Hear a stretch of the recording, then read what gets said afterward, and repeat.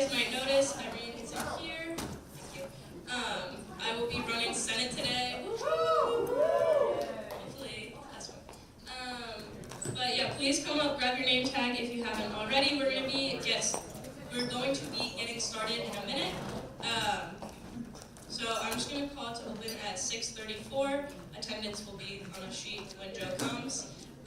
So first up, before reports or anything, we have a guest presentation from Nathan First and Jeffrey Hines. They'll introduce themselves a little bit more and what they're here to talk about, but if we could give them our respectful attention, I would appreciate that. So. There we go. Good evening, everybody. It's good to see you all. My name is Nathan First. As was suggested, I'm the Vice President for Enrollment Planning and Management, and in a minute you'll hear from Jeff Hines, who is the Chief Diversity Officer at UConn Health. Frank Tewitt was scheduled to be here today, but due to a family emergency, he wasn't able to make it, and so he sends his regards, and we keep him in our thoughts and prayers as he goes through those challenges. So we're here to talk about a Supreme Court case, which is Students for Fair Admissions versus the University of North Carolina and Harvard University. Has anybody heard about this case? Just show your hands.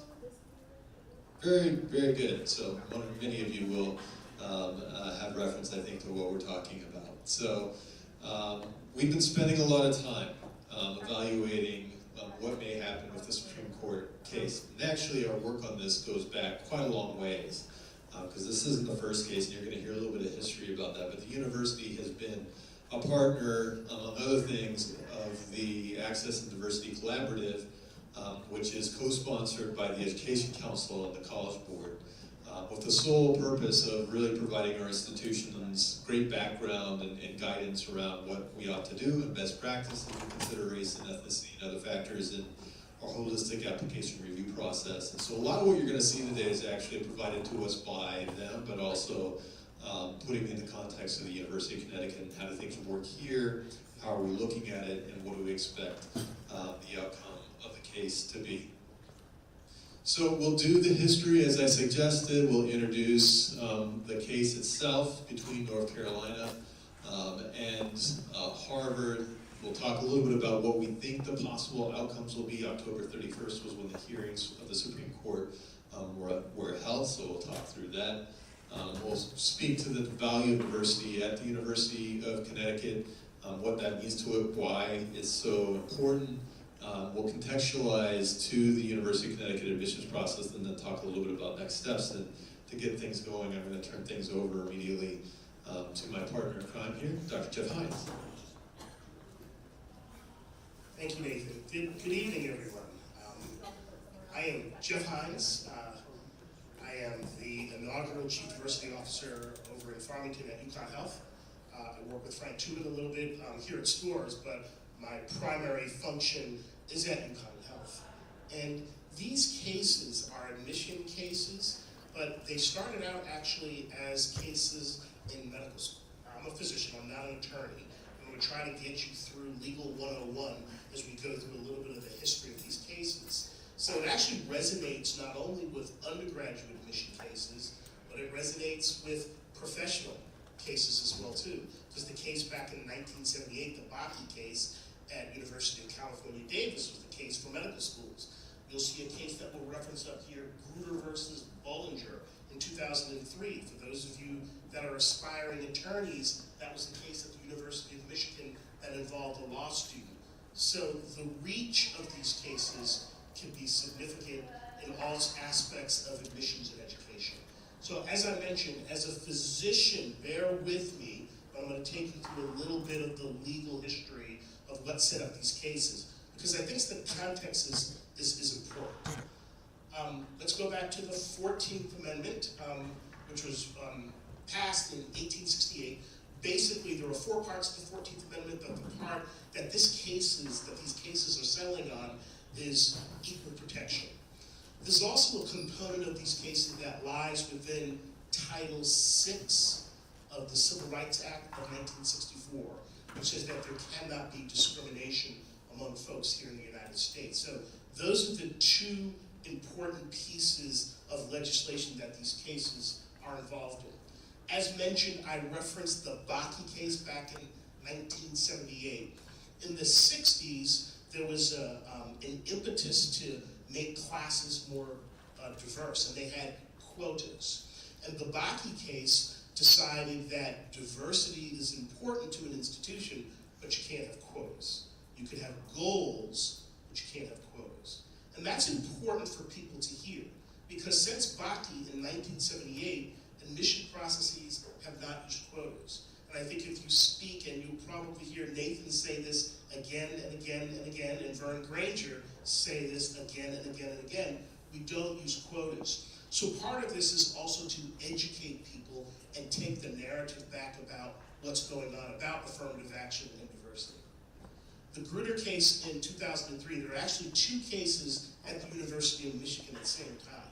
The Grutter case was at the law school. The Gratz case in 2003 was an undergraduate case. And the court upheld that you could use race to help drive diversity within a class, but it can't be the only thing that you use. And then there were the two Fisher cases that came out of University of Texas. Fisher, 2013, which, and Nathan, correct me if I'm wrong, which basically said that if in a good faith effort, there are ways other than race that you can use to help build a class, you should use that. However, if there is no good faith effort, you can continue to use race as part of the decision in making a diverse class. So I think understanding a little bit of that history is important as we move forward.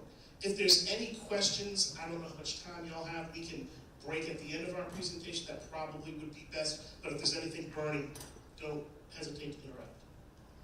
So what do these cases say? SFFA, Students for Fair Admission cases, which are cases that were driven by this person, Edwin Bloom. Look him up, Edwin Bloom, and read about him and what he has ongoing right now. But the Harvard case says that that Harvard was violating Title VI of the Civil Rights Act of 1964 by penalizing Asian students because of race, and Harvard was trying to balance their class using race. As opposed to the UNC case said that a university should reject a race-neutral alternative because it would change the composition of the student body. The other interesting things about these cases is that in the Harvard case, Justice Jackson has recused herself, so there will be 8 justices deciding the Harvard case, which is interesting because if the 8 justices don't come to a unanimous decision, if it's a split 4-4 decision, it goes back down to the lower court's decision, which upheld that you can use race within the admission process. The UNC case will be decided by all 9 justices. So basically, these SFFA, Edwin Bloom and his group, is saying that the Grutter decision was egregiously decided. It was wrong in so many ways.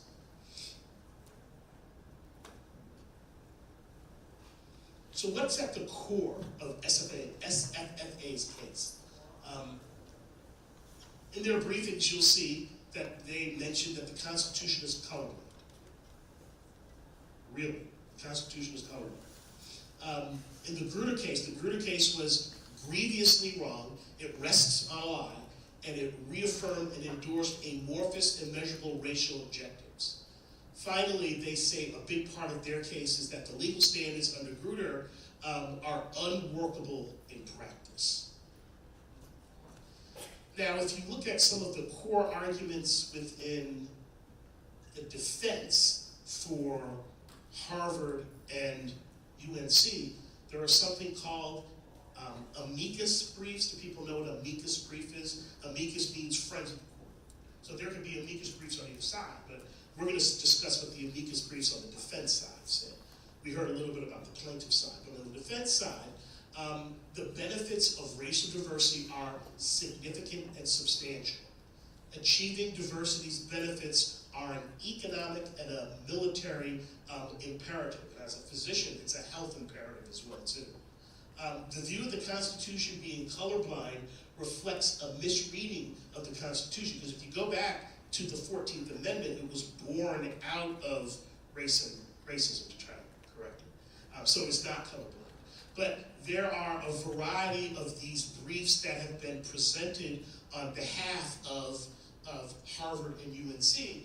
And proudly, there was an amicus brief that was sent to the courts in August from a variety of states, including the state of Connecticut, supporting the interests of being able to use a holistic approach to college admissions, or to the admission process.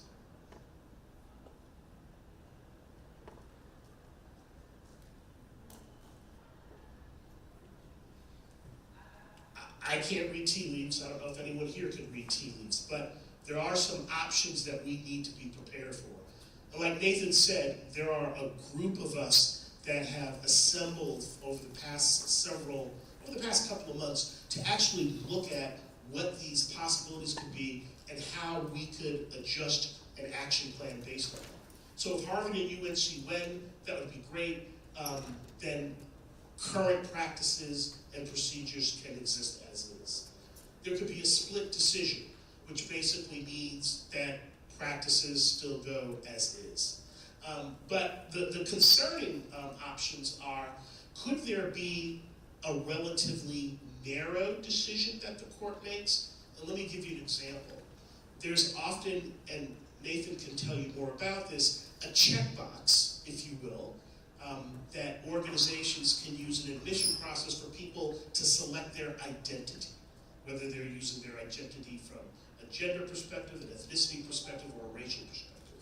A narrow decision might say that you have to erase or take that checkbox away, but you can still allow a student to discuss her or his identity, whatever pronoun they use, in their personal statements.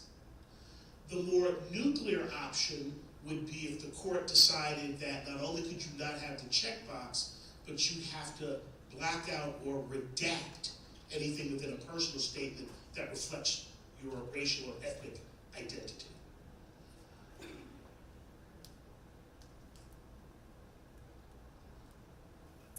I'm an ultimate optimist.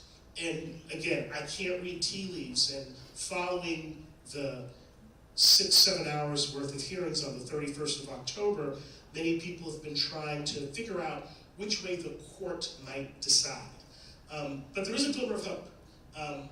Ketanji Brown Jackson, the newest justice, actually spent a good amount of time asking questions and setting up, I think, and many people think,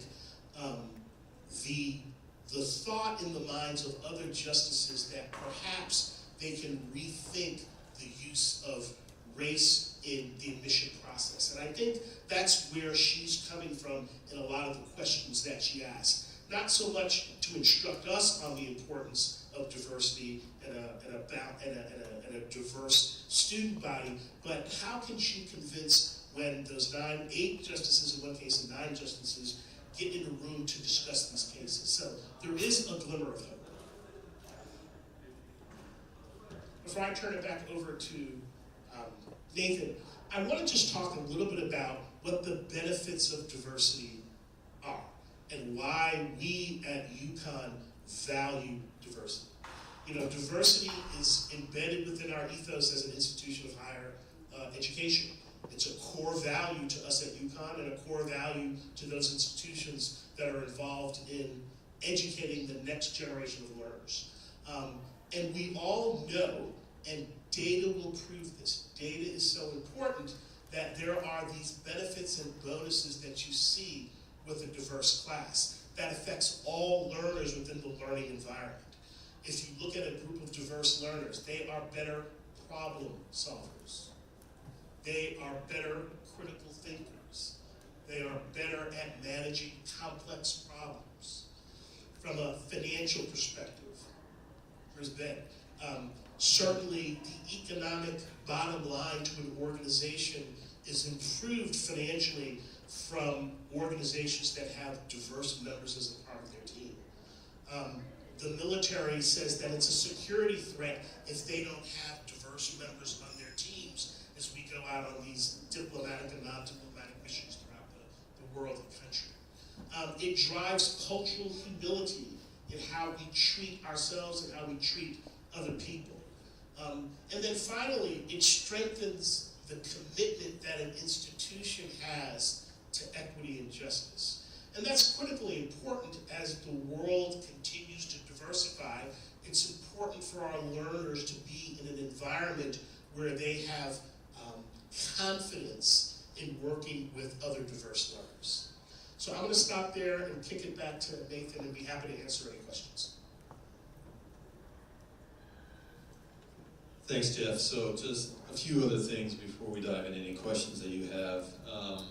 First, and I just want to maybe underscore something that Jeff alluded to, and that is that our admissions process is ours, right? It's designed by us, by our team, looking at our applicant pool, looking at the mission of the institution, tying to our admissions processes, those values that are expressed in the mission of the university. And one of those things, of course, has to do with diversity and creating an environment that is welcoming and provides opportunities for people to be included and belonging and involved here. We've made progress, and I'll be a little bit undergraduate-centric tonight, but as was noted before, this impacts admissions processes and holistic review across all admissions to the university, graduate, doctoral, law, medical, and dental. But we've made a bit of progress in recent time with increasing the racial and ethnic diversity at the University of Connecticut. By no stretch of the imagination are we done.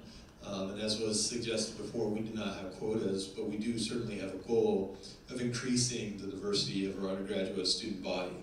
That has been produced through what we refer to as our holistic review that I talked about just a little bit earlier.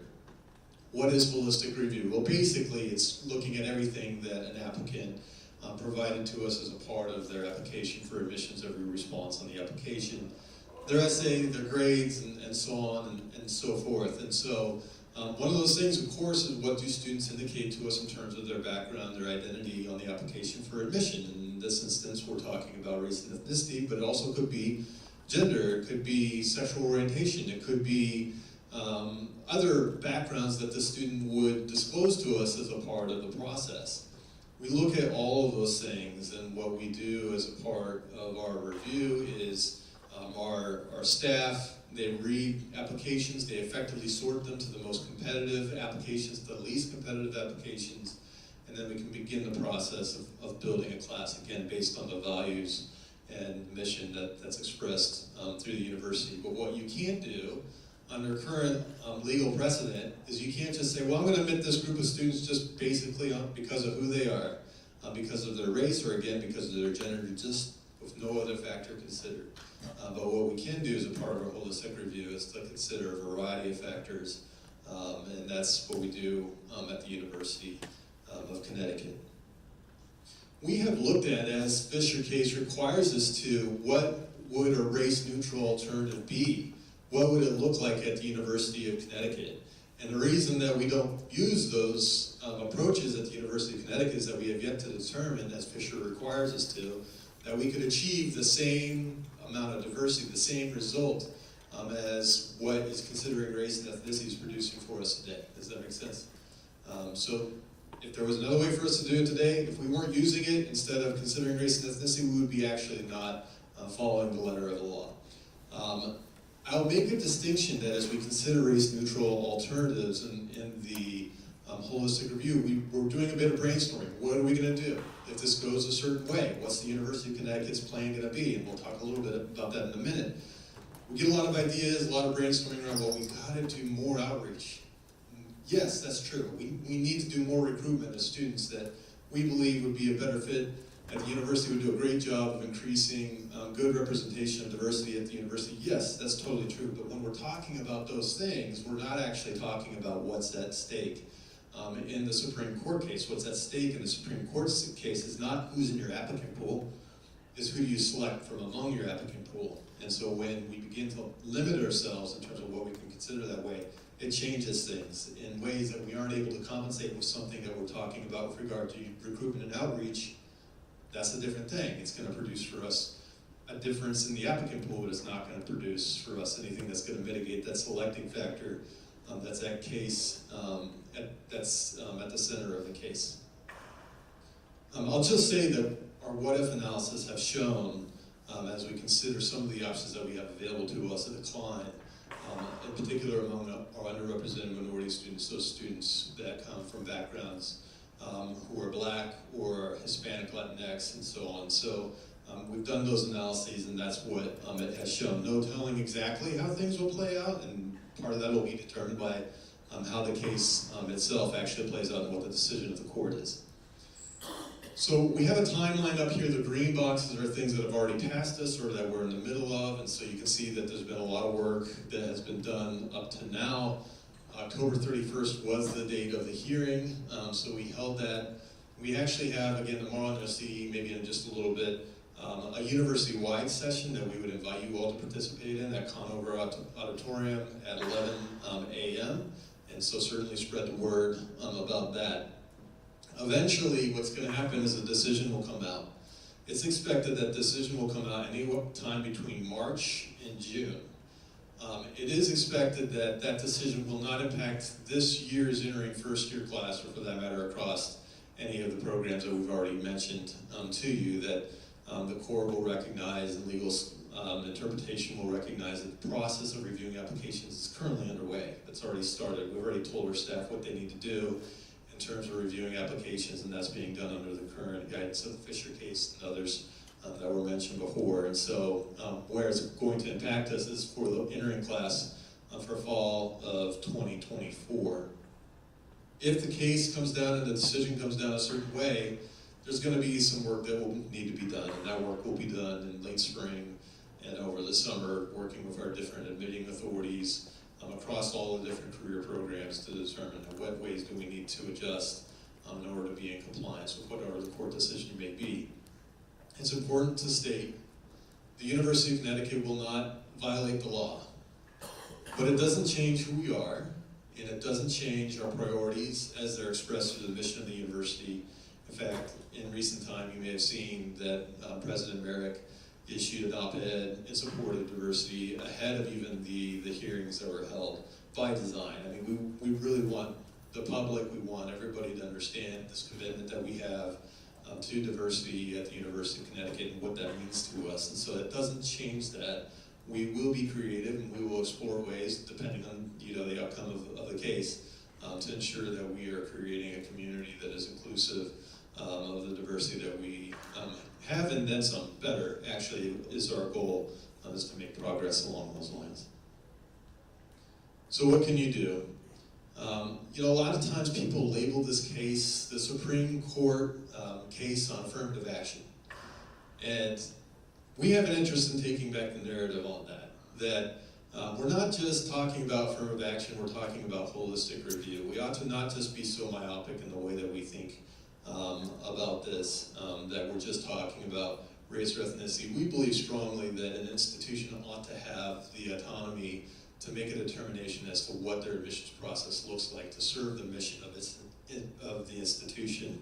We believe that among those things, we ought to be able to consider everything that a student has presented to us in terms of information about this, including race and ethnicity. And so one of the things that you can do to help us is to recast the conversation a bit, to speak with your colleagues accurately about what it is that I was talking about before in regards to holistic review, that we're looking at all of those factors that are part of the application for admission, not just a single factor. And a lot of times when people hear affirmative action, they're thinking, well, you know what, you're just admitting a student because of their race.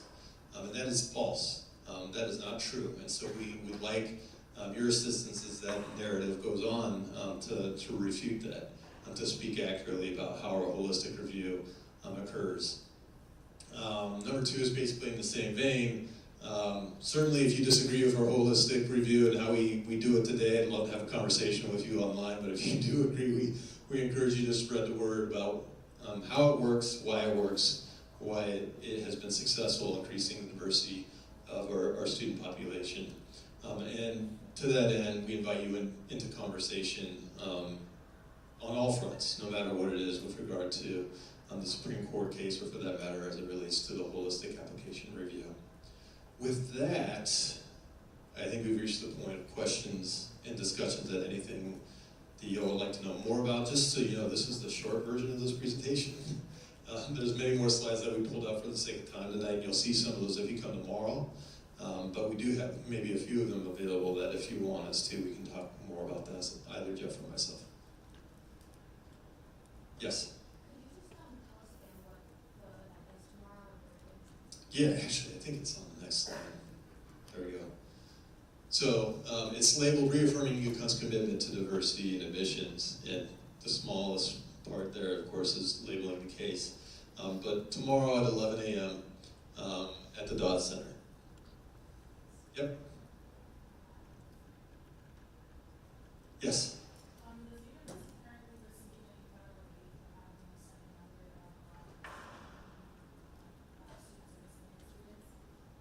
No, that's actually a really good question, though. So the federal government doesn't distribute aid on that basis, but what they do have as a stick for higher education is that if we don't follow the law, they can yank all of the federal aid for all of our students.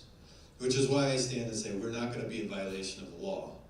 Because if we do, we jeopardize all federal Pell Grants, all the federal student loans, all the other aid that our students receive across all the programs that are at the university, and that's millions and millions of dollars. It would have drastic negative consequences. As much as we hate that, it's real. Yeah? If the court were to decide that students could not write about their identity of their personal statement at all, what would happen if the student did get that? You want to talk about that? Sure. That's an awesome question. Did everyone hear her question? Okay.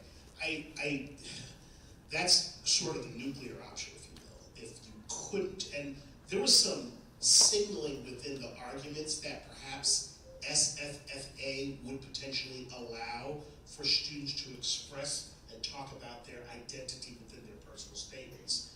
If not, there's, I mean, that information would need to be blackened out. It would need to be redacted.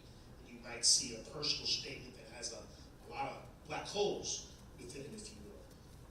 The other thing that comes up, and for those of us that practice equity as well too, is the whole aspect that if they're not going to take that away, how do we make sure that students know that if they take the checkbox away, but you're still able to talk about your identity within your personal statement, how do we make sure that a student in an under-resourced urban high school or an under-resourced, rural high school who has, his or her counselor has 500 students, talks to them about the importance of talking about their identity within their personal statement. So there are some equity issues that come up with that as well too. I am hopeful that some of the signals that were heard on the 31st make it so that we don't go that option. But that's something that's very concerning. Nathan, I don't know if you want to add anything else to that. Maybe just a logistical point that we would actually have to train a staff member to redact those things, most likely, or the Common Application and other application vendors would have to do that for us. That's, again, not a very comfortable space, I don't think, for anybody to be in, to be charged with, well, you're the redactor in chief. But that actually is something that one of the justices suggested as a part of the hearing when it was held. And to Jeff's point, it doesn't seem as though that had any broad support necessarily, but we're totally reading tea leaves, like as was mentioned before, on this stuff. Yeah.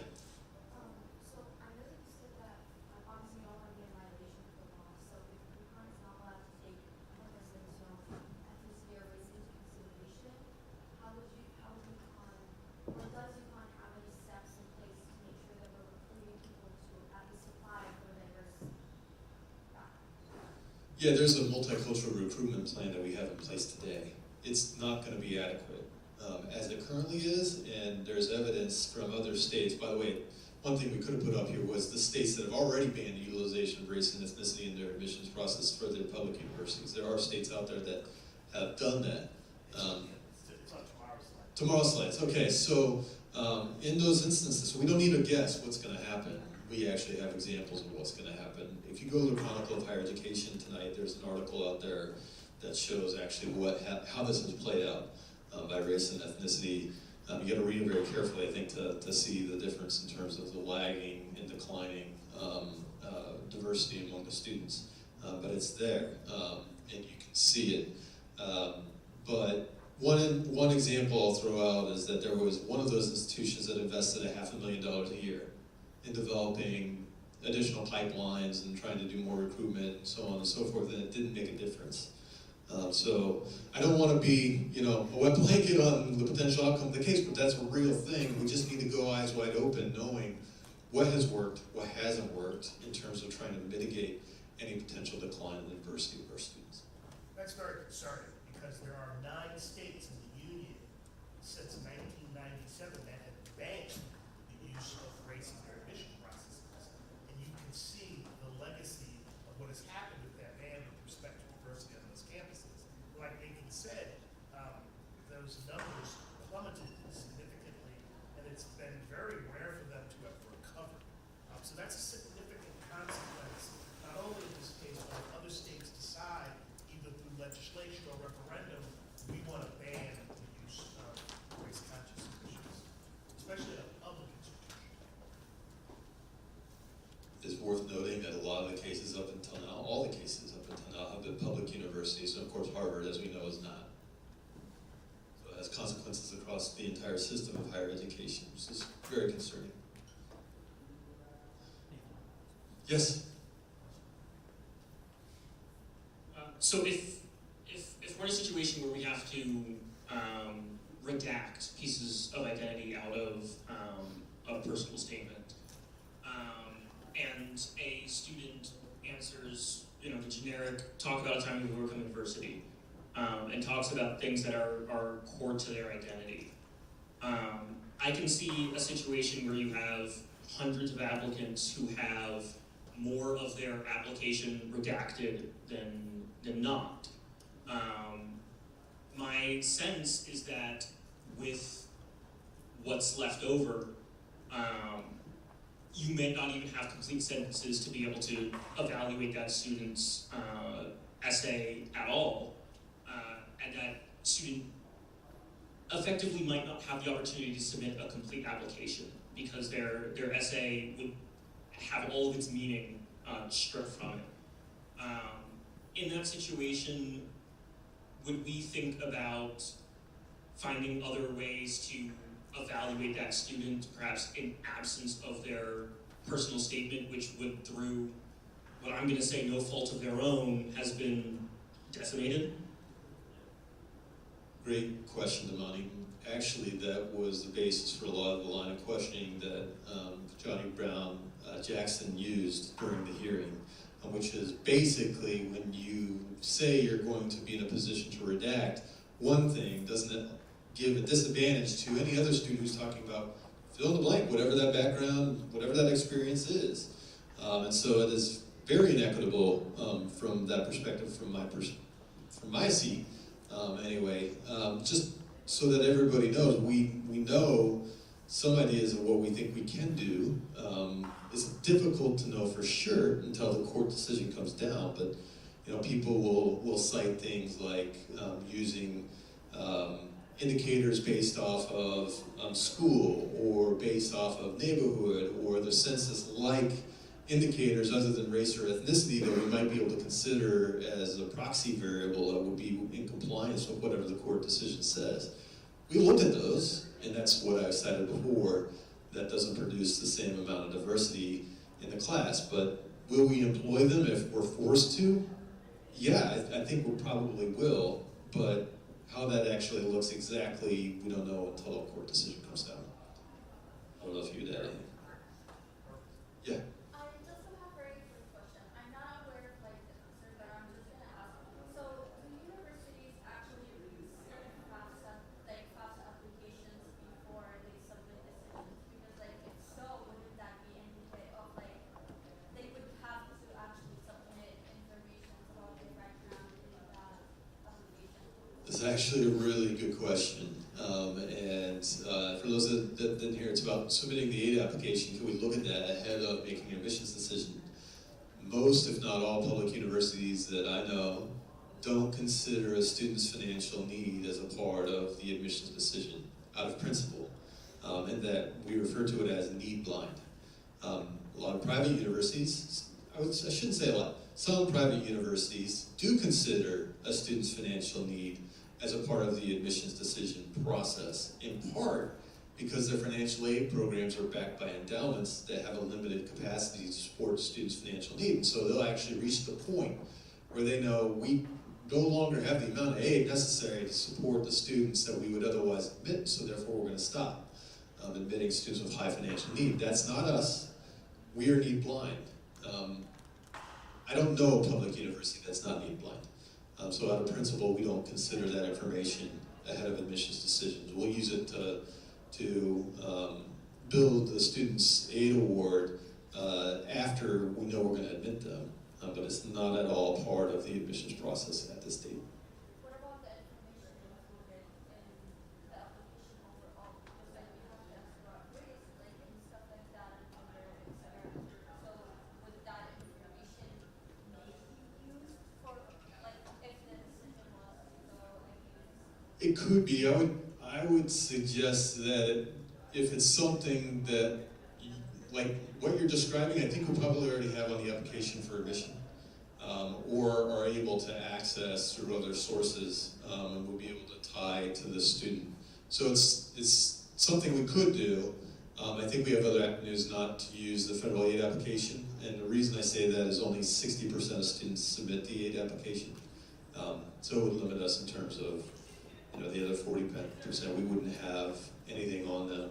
International students, we wouldn't have anything on, as they're not eligible to fill out the aid application, or undocumented students aren't eligible to fill out the FAFSA and so on. So, but I like the creativity of the idea a lot. So you have my wheels turning a bit about some of the other things we might be able to use. So,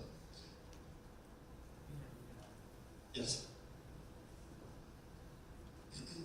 I'm curious about how cultural identity would be defined and regulated, because I understand eliminating the question simply asking what's your race, but I can see a world where me saying I'm from Hartford, Connecticut would indicate some sort of cultural identity, or saying I'm from Wyoming, or that I help people in my community, and can you talk about your community?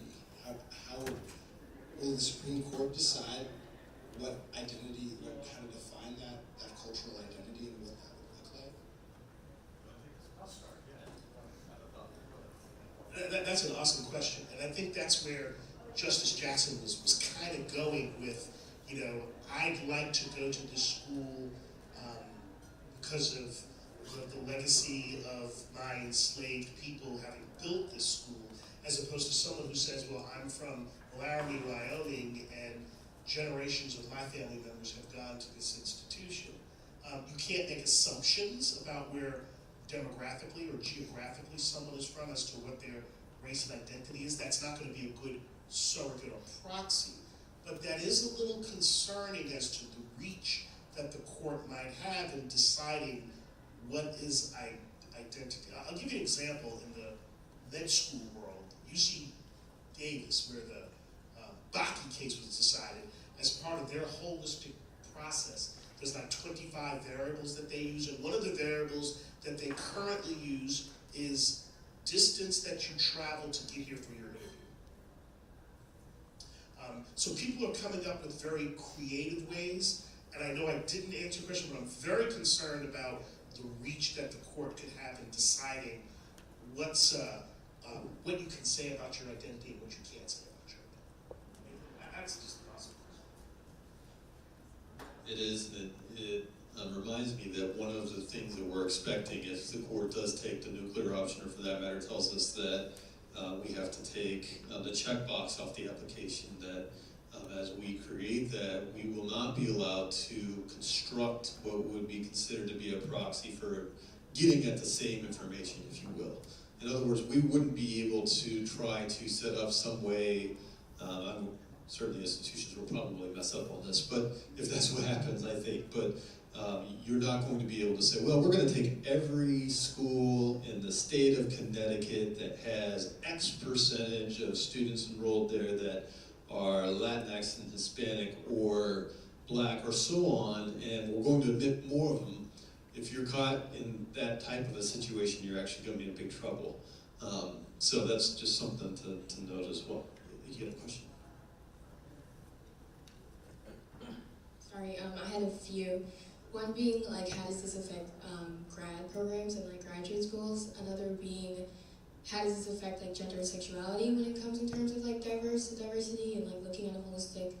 And my third, there was a couple. Interviews, yes, in-person interviews. How does that affect some universities with like having in-person interviews? Three great questions. You know, I'll start with your second question. At least the Senate today took up legislation about same-sex marriage, and it looks like that's going to be affirmed, which is good. Your first question, it will affect graduate programs.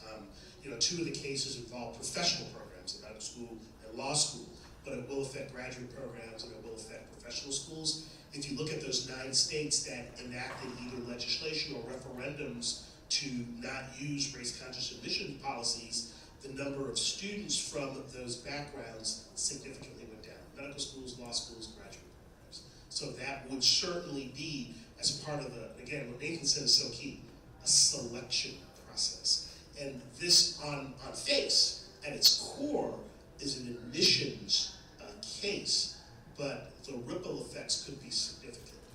1, 2, and your third? Oh, interviews. I'll let Nathan handle most of that.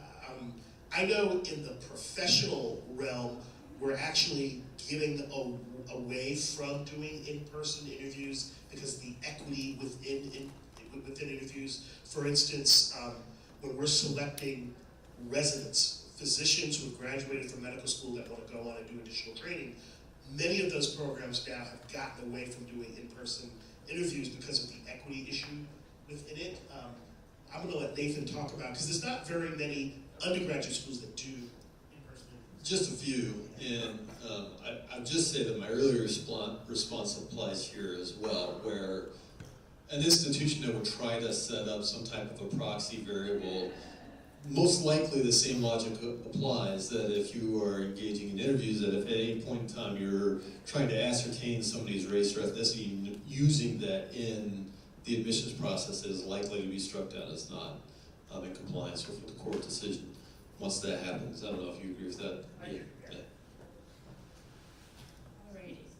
So we're gonna do like 1 to 2 more questions. How does it impact scholarships? Because I know that there's specific scholarships that people like, off the top of my head, I can't think of specific ones, but they're like, oh, like if you're from a Latino background or if you're like from a Black community, maybe you did like community service, like, those kind of scholarships. How would they just like cease to exist, or what would happen? You're on it. Totally, because we're worried about that. We don't think that it'll be so far-reaching, if even in the case of the nuclear option. On the other hand, if the court decides that we're not even able to collect the information and show the information, then there's actually, you're limited on the scholarship selection in the same way you are in the admissions selection. And so, yes, do we have some scholarships that exist at the University of Connecticut today that place emphasis on diversity, coming from an underrepresented background, service to diverse communities, as well as low-income, first-generation, so on. I mean, that's mostly the way that our scholarships are set up. That could be problematic. And so we'll just, again, have to wait and see what the court's decision is and respond accordingly. Great question. Over here, and we'll come back. Would that just apply to incoming students or students who already received that sort of Well, I was right. I hadn't actually thought of that yet. I haven't gotten that far yet. I'm thinking that it only applies to the entering students that are actually in the active process of applying, because it's what you do going forward that the court decision is going to impact. So I'm going to go over here, and then can we pick up one more over there? Is that okay? Yeah, Josh will be the last one. Okay. I'm gonna note this one, I'm sorry. Okay, so I just have a quick question about how we do admissions now. So do you guys like separate it by race to know, or is it all in one pool, and then after you look at the numbers, you're like, okay, let's admit more? Yeah. Okay. More like that, not exactly, but in part more the latter. So. And then would we be able to collect data after? Like like what Kenzie mentioned, like, you know, the affirmative action talks about sexuality, gender, everything. So how would we get a basis of who's on the campus? Most likely, If things go a certain way, we could use like our orientation registration form and other forms of collecting that kind of information. It's actually interesting that the U.S. Department of Education is very prescribed right now in terms of how we ask the race and ethnicity question, which is why it looks a little bit odd to some folks, where it's, are you Hispanic, Latinx, yes or no, is the first part of the question.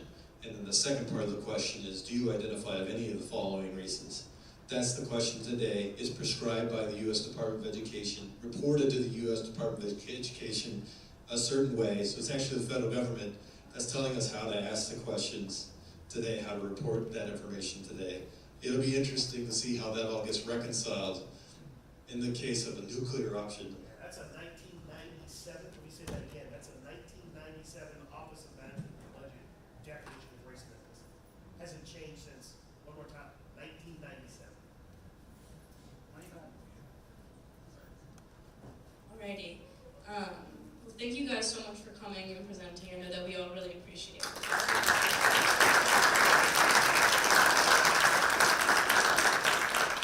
don't forget tomorrow at 11 o'clock, if you're interested in talking more there. I'll send out a follow-up email with the time and the location, everything like that to you guys. Alrighty. I'm going to-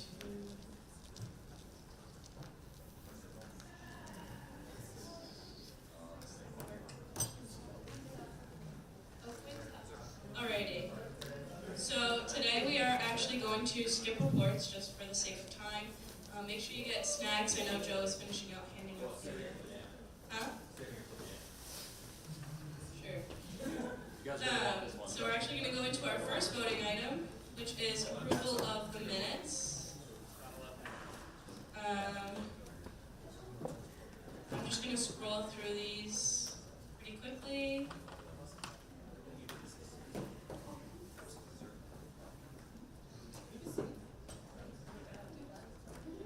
Guys are fighting, I feel uncomfortable. Alright. Is there any discussion? Any questions? Oh.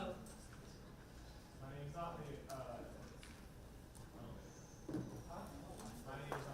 not the event.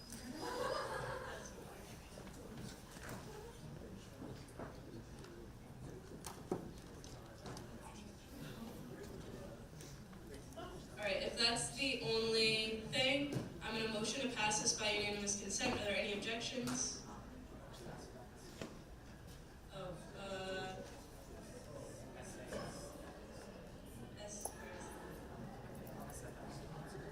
SSFA?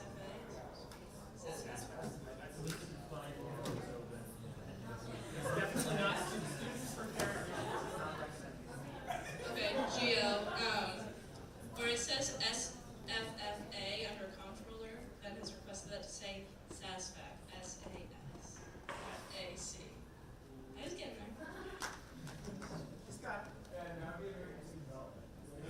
Students for Right under his, like, report. Yeah. SASFAC, S-A-S. No, that's fine. That's fine. Under the comptroller's report. Yes.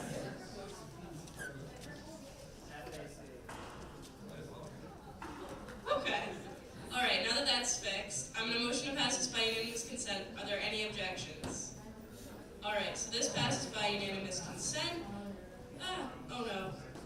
Sorry, this is annoying. Okay, we're back. So next up, we have another confirmation to our Senate. So Alice Durso, she's going to be representing the Transfer Student Association, so if you want to come on up.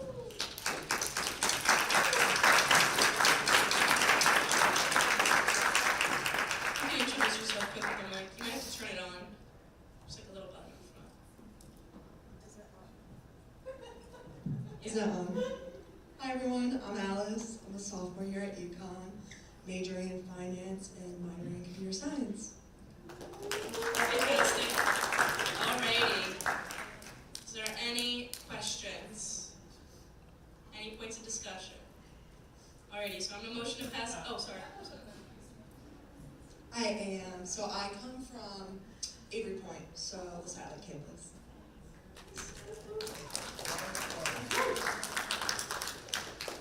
Alrighty, are there any other points of discussion or questions? Okay, so. So I'm gonna motion to pass this by unanimous consent. Are there any objections? Okay, so I am going to have Jack come up, and he's gonna do our oath of office. Right side. Alright, so can you raise your right hand? I state your name. Alice Durso, Do solemnly promise do solemnly promise to uphold the Constitution, bylaws, and rules to uphold the Constitution, bylaws, and rules of the undergraduate student government of the undergraduate student government at the University of Connecticut in Stores. at the University of Connecticut in Stores. I promise that I shall consistently and faithfully I promise I shall consistently and faithfully earn the vote of the constituents earn the vote of the constituents whom I have been elected to serve and represent. whom I have been elected to serve and represent. Finally, Finally, I shall maintain a vigilant eye on the welfare I shall maintain a vigilant eye on the welfare of the entire student government, of the entire student government, that we may all diligently work that we may all diligently work together to successfully advocate for, represent, and serve the entire student body.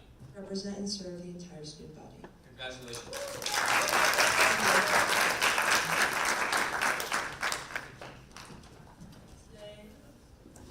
Yeah, I heard good chunking over here. That's a good comment. I would agree with that. Shout out to Jack for finally putting it in bite-sized pieces. Yeah, literally. It only took like 3 months ago. Yeah.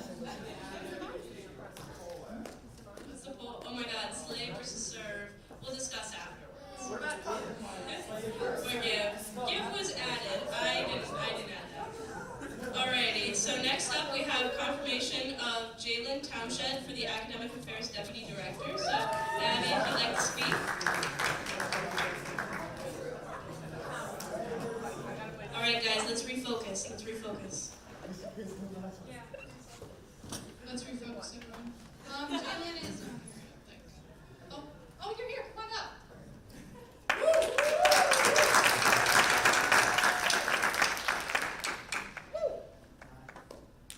Okay, so this is the, hopefully, new Academic Affairs Director. His name is Jalen. Deputy Director.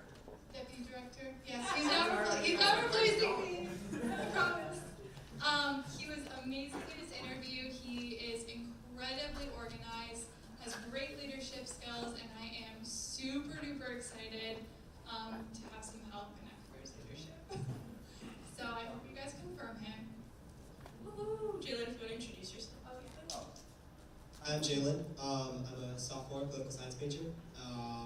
And yeah, I'm just happy to be here and work with you guys. Alrighty, so are there any points of discussion? Any questions? Alrighty, so I'm going to motion to pass the confirmation of Jalen by unanimous consent. Are there any objections? Alright, it passes. Congratulations, Jalen! Guys, we're flying through it. Alrighty, so next up we have confirmation of Kimberly Roberts to the position of Social Justice Advocacy Coordinator. Mackenzie, if you want to introduce her.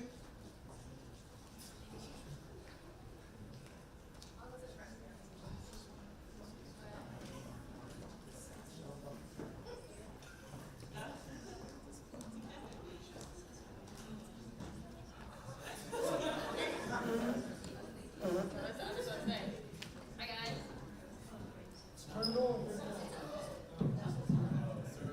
It's rigged against me. Hi guys, I'm here confirming Kim, who's going to be our lovely social justice coordinator. Oh, I can set up right. It was a long process, as we all know. I like to take my time with things, but we only want the best and the brightest for development. You know what I mean? Save the best for last, is what they say. And we have Kim. She's our junior. You're a positive major? What's your major? I'm sorry. Political science. Y'all are the vibes. I'll keep it short because we don't want to take up any more time. You can come up and introduce yourself here.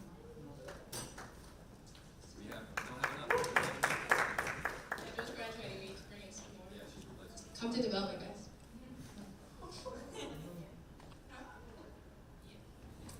Mackenzie already said it. I'm a junior. My name is Kimberly. I'm a political science and history major. And yeah.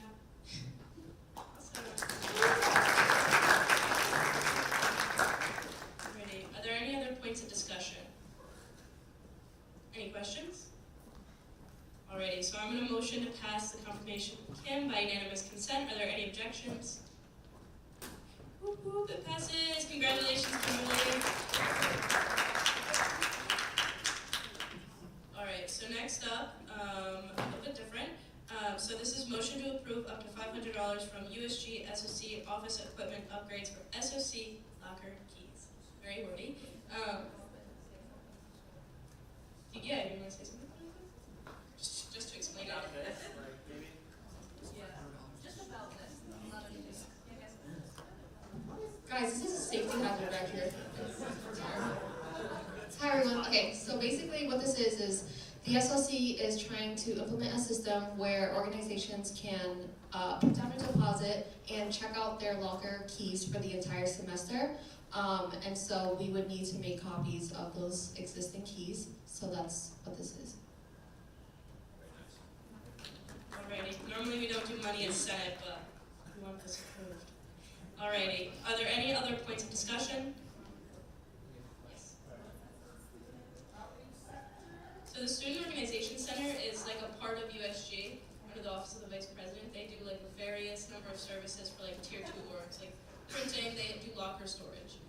So basically clubs can come and put whatever supplies they need for their club in like a locker and lock it up. So. Yeah, Geo, we also have the minute takers, part of the SOC.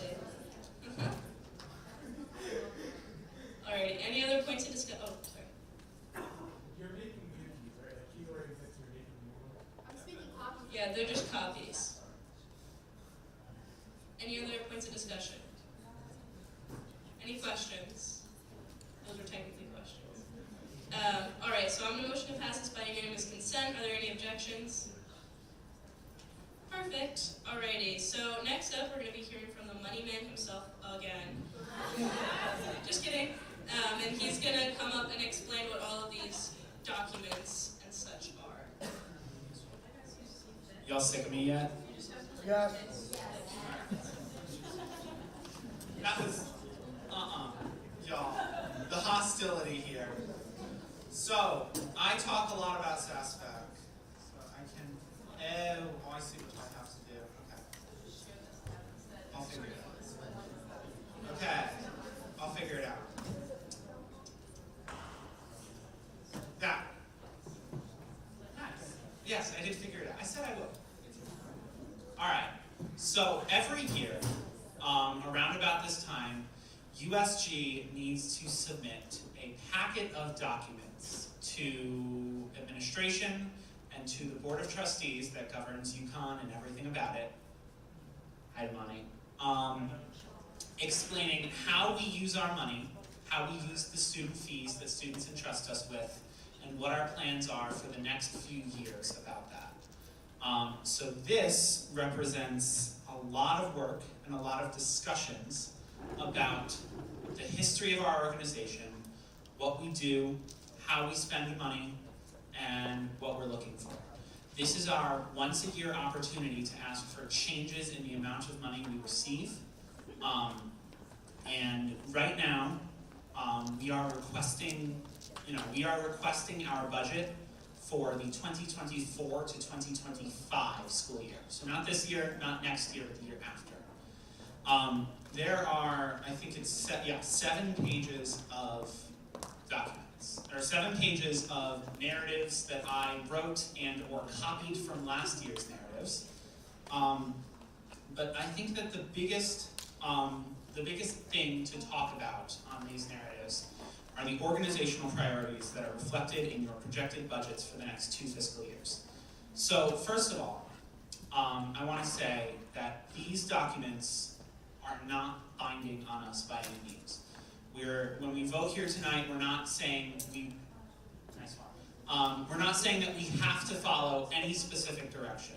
At the same time, I think that we all should be aware and all should be going into this clear-eyed about what we're expecting to do. I really hope that some of you who are freshmen and sophomores who will be around for the next 2-3 years after most or all of us sitting up here are gone, that we all think about, where we're choosing to spend our funds. So I'm gonna move over now. I'm not gonna get used to this. And I'm gonna move here to our budget forms, which are 3 documents explaining how we have spent money over the last few years. So this is just like the other documents that I presented to y'all at Senate, all of our budgets. This is just another budget. So you will see this column, this first column here, that one, is what we actually spent last year, including our starting and ending fund balance. These 2 columns were what were on the presentation presented by my predecessor last year for what he thought we would be spending over this year and next year. Chris Bergen, indeed. I have made some pretty significant changes to that. The first being, you can see there is a big difference here in what we started the year with versus what we thought we would start the year with. I honestly don't know where that's from. I do not know how this number was decided upon, this $2 million, but it is not what we started the year with. 1.429 is the correct number that we actually started the year with. And so you can see these white columns, you can't really see the color difference on this, but this column is what I think we are going to spend this year. And these 2 columns are what I think how I think we're going to be spending over the next 2 years. So, some background. USG, when COVID struck, all club funding that we gave out pretty much dried up. I mean, nobody was traveling, which is always our biggest set of expenditures. No one was holding events. So we did not spend a whole lot of money during COVID. However, we continued to take in that full $1.7 million from students. That has led us, over the past few years, to a massively increased, irresponsibly high fund balance. You will see, by 25, I project that we will pretty much have gotten rid of all of that, which is a really good thing. This $66,000, I estimate that we need roughly that amount of money in case there's like a fire in the union and everything gets destroyed and we need to replace everything. So that's kind of our minimum acceptable fund balance. But you will see, last year and this year, we are spending a lot more than we take in. That's because we have the money, it's good, we're getting it out in a lot of different ways, but we are going to need to start decreasing that back down over the next few years. So you can see, this year I'm projecting that we pose a net loss of $650-ish thousand. That's not a sustainable thing for us to do, obviously. So the 2 years following, about a $250,000 net loss every year will get us down to that minimum fund balance. Obviously, these numbers are projections, which is a fancy word for guesses. This is my best guess at what we will spend. I will say I intentionally guessed high for this year. I do not anticipate us spending more. We may spend a bit less. But the way that we are achieving the cuts from this year to the next few years are a couple-fold. First of all, Husky Market, which is the food insecurity initiative, will be going away. That is because of essentially the legal loopholes that we used for the last few years to do Husky Market will be closing. And on top of that, we have had a lot of success working with UConn administration to open a food pantry on this campus, which is going to obviate a lot of the need for food insecurity initiatives. Now, our food insecurity programming isn't going away, but it will change. I don't know how, but we will all have to brainstorm, and we will not, hopefully, have to spend $400,000 every year on making sure that students don't go hungry. That's not our responsibility. We're also going to see minor cuts to some of our larger programs, as well as to our merchandise, all the stuff that we give out. It's obviously really nice to give out a lot of stuff, but I think it's a lot better to support the students. So that's kind of the basic idea of where I hope to push us over the next 2 fiscal years. I may or may not return next year, but I will not be here the year after. We are really hoping that I will graduate in 2024. No promises. But, so all of that is encapsulated in this first paragraph right here, which is we will be scaling back on promotional items. We may, depending on the exact amount that we spend, need to tighten back slightly on Tier 2 funding, and we are not spending nearly as much on food insecurity. That alone gets us down from that $650,000 loss to that $220,000 loss. Moving forward, if I were to, I keep switching back and forth, but if I were to push this out to this column over here that doesn't exist, you will see our fund balance go negative, which it can't do. So at that time, which is, I or whoever is in my place next year, will have to come back to the Senate with essentially 2 options, which is ask for more money or continue to cut spending. Neither of those is a fantastic option. I know that there are a lot of differences in opinion in what those are. And what I have said in this packet here is that we anticipate considering a fee increase next year. That is not to say we anticipate asking for one. It's not to say we are asking for a fee increase. But it is to say that over the next year, I, Mason, Peter, everyone up here, as well as the entire next board that comes in, will be doing a lot of thinking and a lot of talking with senators and with students to try and decide, what is USG doing? Are we being responsible with the money that we have? And would we be responsible in asking for more, or would it be more responsible in us continuing to cut spending?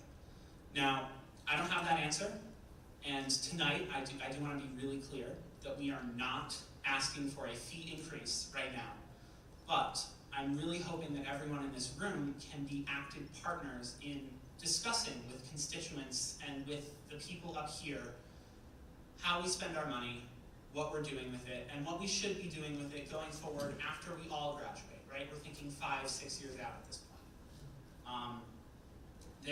There's a lot more information in this, and I'm happy to answer questions about any part of this, but that I think is the major thing to be, that's the I don't want to say it's the only important thing here, but it is kind of I think the most important thing to discuss. I just have an announcement. We did ask questions about that during Candid Senator filming yesterday, so we have already answered some questions, and they're available on the Google Drive. I shared it in the Slack. Lovely. I haven't had a chance to look at that yet, but I will. I know we talked about it yesterday, but just for the Senate, what would be the fee increase in 2 years? Oh. We should probably do questions first, right? Yeah, so, I am opening it up for questions, and Jack has asked a question, which is, what would the fee increase be? So once again, we are not requesting a fee increase right now, and by right now, I mean for the 24 to 25 school year. If we were to ask for a fee increase for the 25-26 school year, at which point I think everyone up here at this table will be gone, at least hopefully. If we were to request an increase for the 25-26 school year, it would be $5 to $10 per student.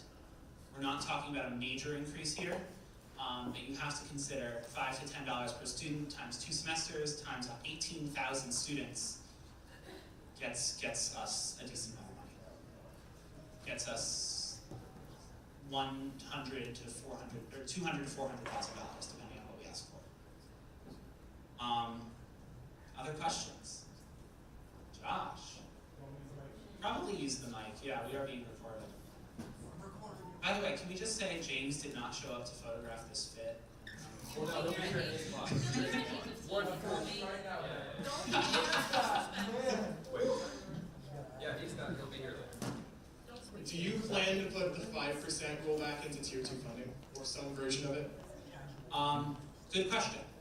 So the 5% rule, for those of you who don't know, before last year, so last year we changed it, not me, but my predecessor and previous funding supervisors. Before that, every time a group requested funding, we would pay and then invoice them 5%. So if they had a $2,000 funding request, we would ask them for, what is that, 40 bucks? No, $100. So if a group had a $2,000 funding request, we would then ask them for $100. I will say, I have no plan right now to bring that back. It's a lot of work for the funding staff. However, it was effective at making everyone think about every expense that they make when it's not USG footing 100% of the bill. If a fee increase is not requested for 25-26 and the projections continue as they are, we will have to tighten down on Tier 2 funding again in 2025. At that point, I think that the 5% rule would be something to consider bringing back. But I am not, at this time, I do not have any plans to bring it back in the immediate future. Do you envision the cap changing from whatever it is now to lower? Also a good question. The funding cap right now is $25,000 per student group per academic year. I will say once again, if I had to choose between lowering the cap and bringing back the 5%, I would probably choose lowering the cap because it's easier on our staff and affects fewer students. I don't have a plan to do so, but if we need to tighten back on Tier 2 funding, I think that's probably one of the places that I would look first. There are other options available to us if we wanted to tighten back on Tier 2, including lowering the amount per vendor that we can spend from 10,000 back down to 8, or decreasing the hourly rate for coaches from its maximum of 40 back down to where it was last year at 35 or the year before at 30. Those are all options on the table if we have to tighten back on Tier 2. I'm really hoping that we don't need to make any major changes to Tier 2 funding. All of this depends on how much we actually spend this year. Any other questions? This is fun. I'm sure Monty has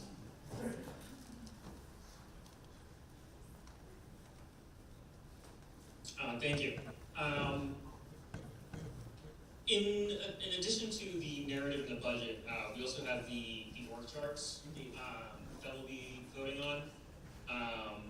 The org chart, the one that appears in the spreadsheet, looks to me like a list of all the positions that exist within USG and whether or not they are compensated.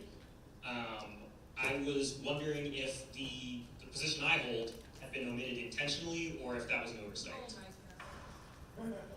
Thank you for that question, Trustee Douglas. If you all remember last Senate, 2 weeks ago, whatever it was, 2 weeks ago, you all approved a bylaw amendment that would allow the governing board to choose, if it wanted to enter into a contract of employment with USG. The governing board, at this time, has not made that decision. And you will notice, you won't notice, but you will once I push over a little bit, that one of the things in this chart is these blue columns.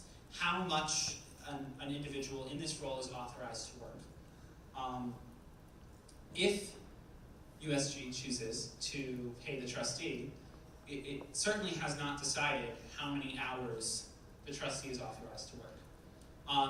Also, I want to just point out that both of these work charts, the reason that I didn't touch on them at all is because these are both documents that this Senate has approved, actually with, I know it's not pretty, but it is an official document of this organization.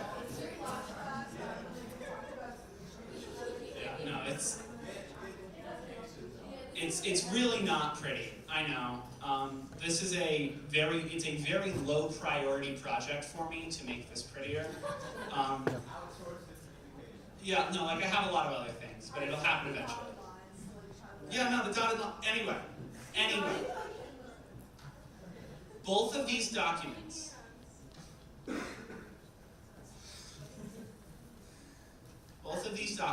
have been approved by the Senate, actually within the last month. My hope in the org charts is that we are at this point and throughout this, we are not setting new policies by having this vote, but merely telling everyone what our organization is, how it functions, etc. USG has not yet made a new org chart that includes the trustee, mostly because there are details of the trustee's employment that we haven't hashed out. So once we make that, and certainly if we make any changes to either org chart, I will send that as an update to Krista and to the committee. But yeah, I haven't, it's been omitted because it was never there and I didn't add it yet. Does that answer the question? Sure, can I have a follow-up? Sure.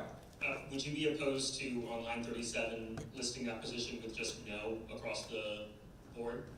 Why? Because USG has not entered into any kind of employment with the trustee, but the position does exist and we know it exists and it's in our governing documents. I would argue it exists on line 35.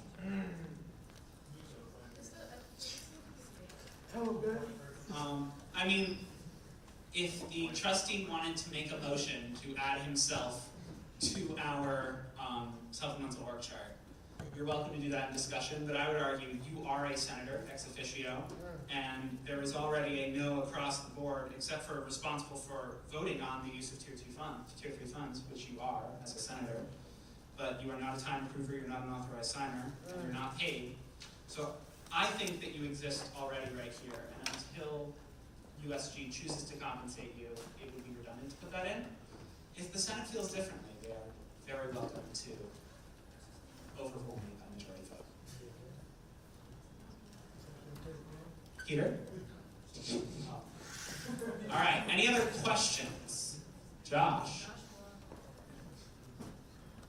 Please don't turn this into another budget. So compensation, because we're on that topic, is one of our biggest line items. Are we going to reevaluate who's going to get compensated, how many hours they can work, things like that? Because that is something that is a large amount of our budget. It's like our third or fourth largest line item. It is a very large line item that takes up about $250,000 a year. It's a lot of money, and it is something that USG believes strongly, and I believe strongly, that it is a good idea to pay our advocates. We did not up until 2019, and what USG saw is that the people in positions of power were those who could afford to work for free. Those people being predominantly affluent, predominantly white and Asian. By paying our advocates, it allows us to bring in people who would not otherwise be able to afford. I spend 20 to 25 hours a week on this organization, and I could not do that for free. I simply don't have the means. A lot of people who are employed by USG are in similar capacities. However, anything is on the table. What I would say, I have not planned to drastically decrease compensation below the current amounts. That's an option available to us, whether it is removing some positions from compensation entirely, changing pay rates, anything like that. It's all on the table. But I would say I'm opposed to removing compensation completely because I think it's a good equity initiative for our organization. And also I know that the funding staff would not have people if it didn't pay. Tier 2 funding would grind to a halt. But it's an option available to the Senate, and I think it is a good question to have of how much is a diverse workforce worth to USG in terms of dollars. That's not a comfortable conversation to have, but if we are on this topic, that is the topic, that is the question to ask.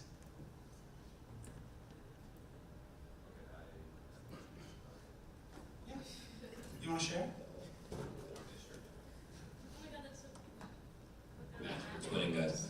I guess my question is, like, personally, I'm for financially compensating our administrators. I think that Ben makes a great point that we might actually experience inequality if we're not paying our staff. And I also believe that there are other avenues in the budget that we can kind of, for lack of a better term, slash funds. I don't think we need to address this one, like, personally. That's just my opinion. I would be glad to hear any feedback. But I do think that I haven't even thought about it in the way that he said it, that it does breed inequality in some ways. And it's, as you said, bringing up data to prove that point that, yeah, that's what my opinion is. So, I like accept openly feedback on it if you disagree. Yeah, that doesn't really feel like a question, Joe. My question is, what do you think? I've said about it, but we can discuss this. Mason, did you have something? I have a comment. All right, Mason has a comment. I guess we are in discussion now. Just come on. We're in discussion. Sorry I have my earbuds in, it's like I'm not listening to anybody. But one of the things that Ben and I discussed earlier, I also discussed with Peter, Ali, and Solomon, we met earlier, is there's also a lot of things that we take care of, right, and that we create in terms of services that the university has time and time again said that they didn't think was a need, and they saw no ability and no reason to put money towards it, right? Husky Market, as run by Peter and services and a ton of other people currently, when Ethan Wersler was creating that program, he was told by administrators, there is not a need for this program, therefore we will not put money towards the program. So there's things that we're taking care of as an organization that we can think of, and obviously there's not, there's many different services that we provide that the university can take on, and honestly should take on.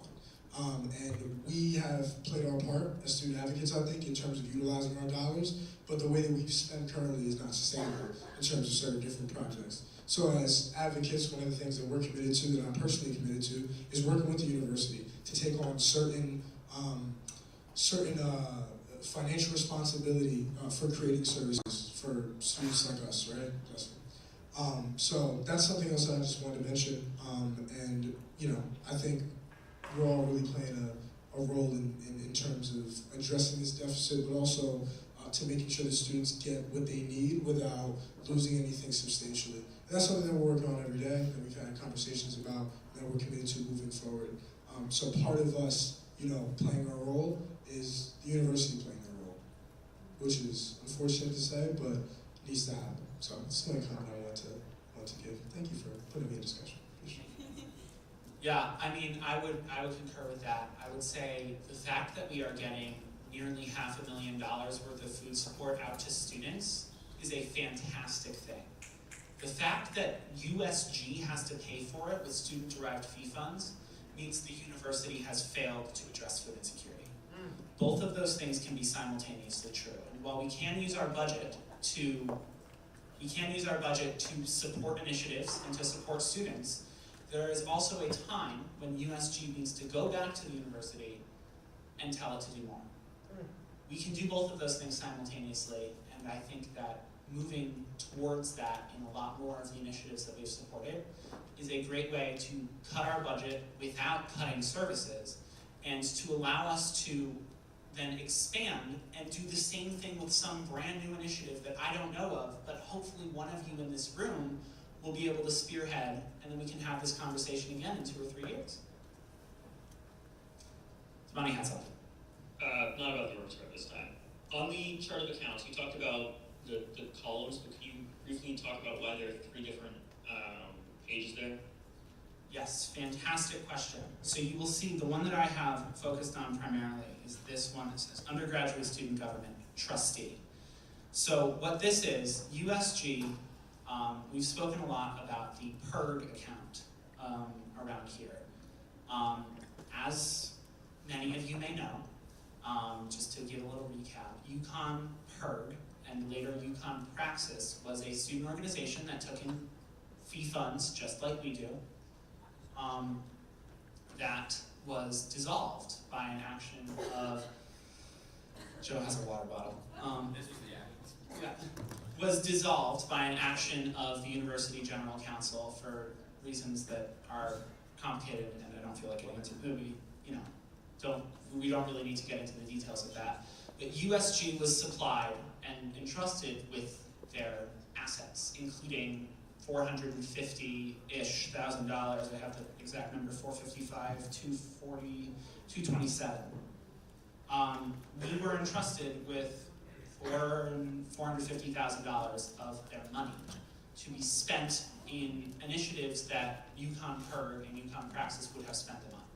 So that is a whole separate page of how we are spending that money. And you will notice, we're no longer paying for student wages out of that account. We're no longer paying for printing. Printing's a bad example. We're no longer paying for promotional items. We are paying for printing because we've moved Husky Print, which is our free campus printing initiative, over to this account, which is why you will also see such a sharp decrease in printing up here in the other account. Then there is the third page, which breaks out how we have paid for club funding. In the past, we have projected club funding multiple years out. I will be honest with you all and say that I think that that's really stupid. Club funding is not, what clubs spend their money on is not a USG initiative. If every single club decided that they weren't going to travel next year and were going to spend all of their money on supplies for events, all $800,000, $900,000 of it, USG wouldn't care. I don't think it is useful to say, we think that $150,000 of this will be used for travel next year, because we really have no idea what clubs are planning. So instead, I am just breaking this out and saying, I think we will spend $800,000 to $900,000 in club funding over the next few years. And then every year, we will just report what we actually spent last year. In this case, $831,945, and how it broke down. Does that answer the question? Is that confusing to anyone? I know accounting procedures is not the most enlightening thing. It's not a question. Yeah. So, actually, no. If you were to continue to do this until as a comptroller, do you personally believe if you were to continue this sort of rigid accounting going towards 2025, we would actually have an answer, like a clearer answer? We wouldn't need to go to the students, we would know whether or not we would be in a deficit? I do not believe that we will run out of money before the end of fiscal year 2025, which is, I do not believe that we will run out of money before July of 2025, which is as far, 2026? Fiscal year 25 starts in 24 and ends in 25. June of 2025. I do not believe that we will run out of money by this date, right? What I think is the question, if we continue to spend at the amount that I think we will spend, we will run out of money by the end of fiscal year 2026, which is this next column that doesn't exist because they didn't ask me for it. So we know roughly when we're going to run out of money if we continue spending at this rate. The question is that we will have to ask ourselves next year and throughout the next year is, do we want to continue spending at this rate and ask for more money, or do we want to keep the amount of money we get the same and cut our spending to get down to a zero level? Just a quick follow-up, I mentioned this in Cupboard. You said we spend roughly 60 to 70% of all the money that we get every year. And the rest of it is not necessarily extra because it didn't exist, because it's on the budget sheet, I understand that.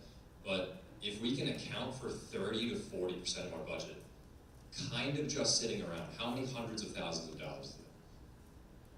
And also, if we can account for that, because I know we did in the last Cupboard meeting,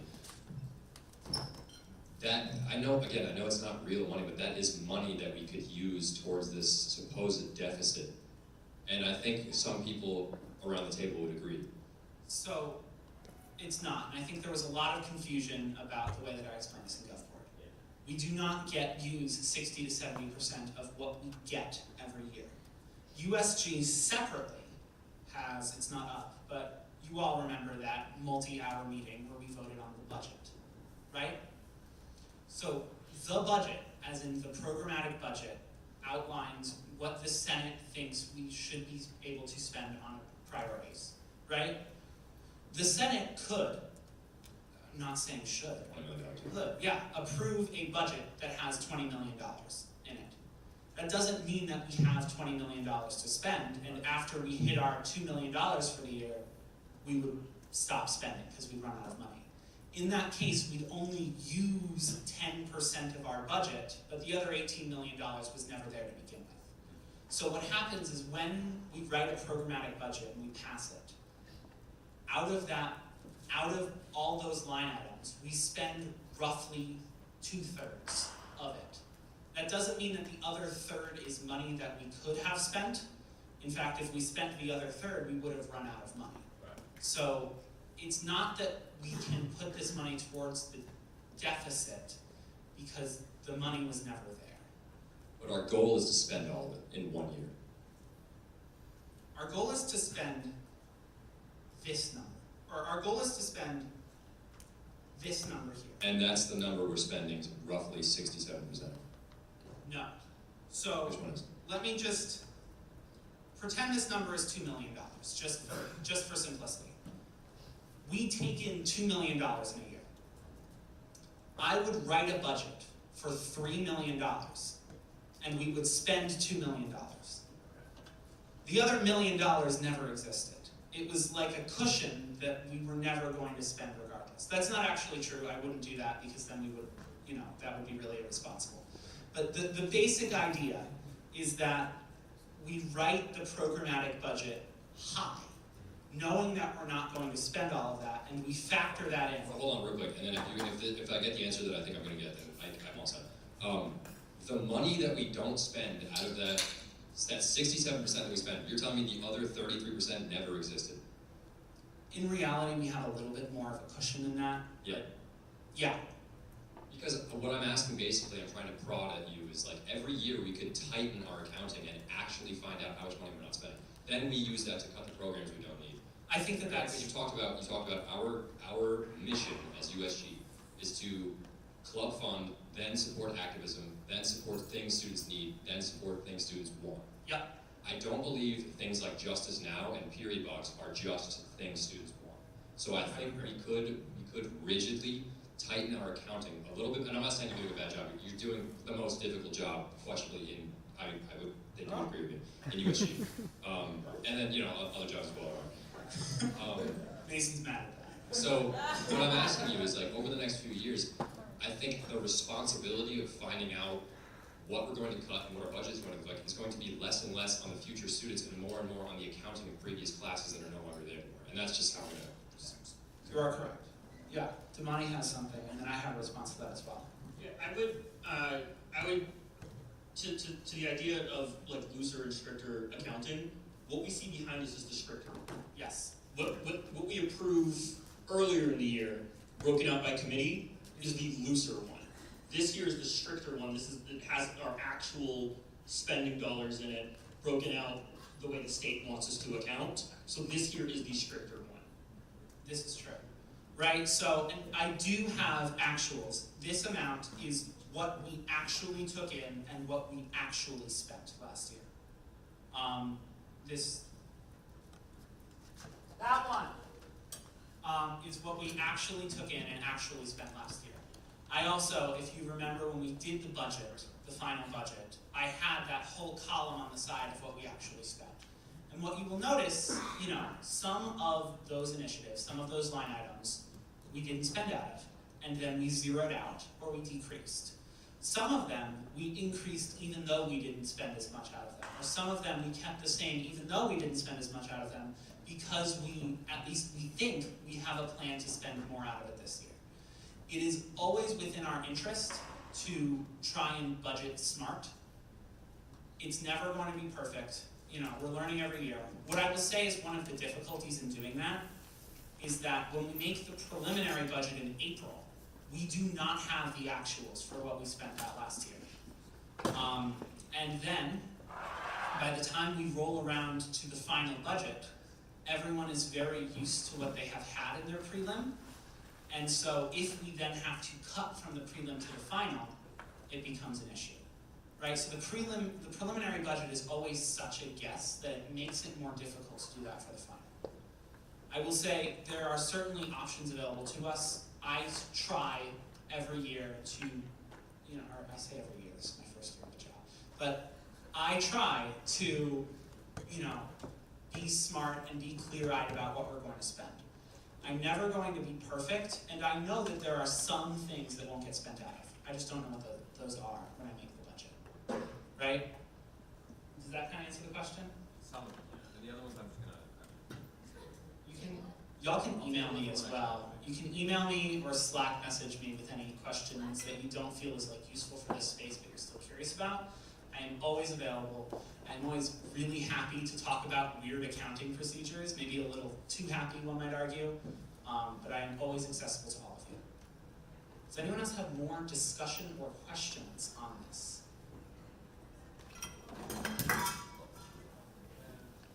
Yeah. I am a math and music double major. I play the bass trombone. Alright, move into a vote. Just wanted to make sure, there's no other pressing urgent. Alrighty, so I'm gonna put this to a hand vote just because it is concerning money. I don't know where the agenda is. Oh, I've been signed out. That's so funny.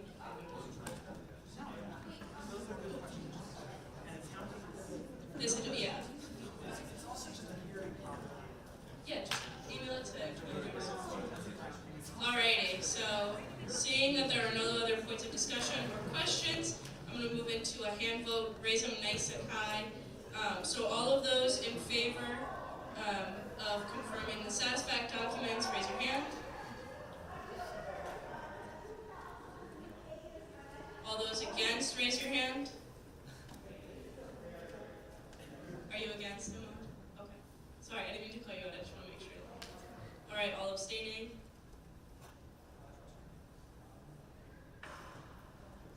All right, anybody who did not vote yes, see Lonnie afterwards, just as a blanket statement. All right, so we're going to move into some, this passes, by the way. Congratulations, Ben.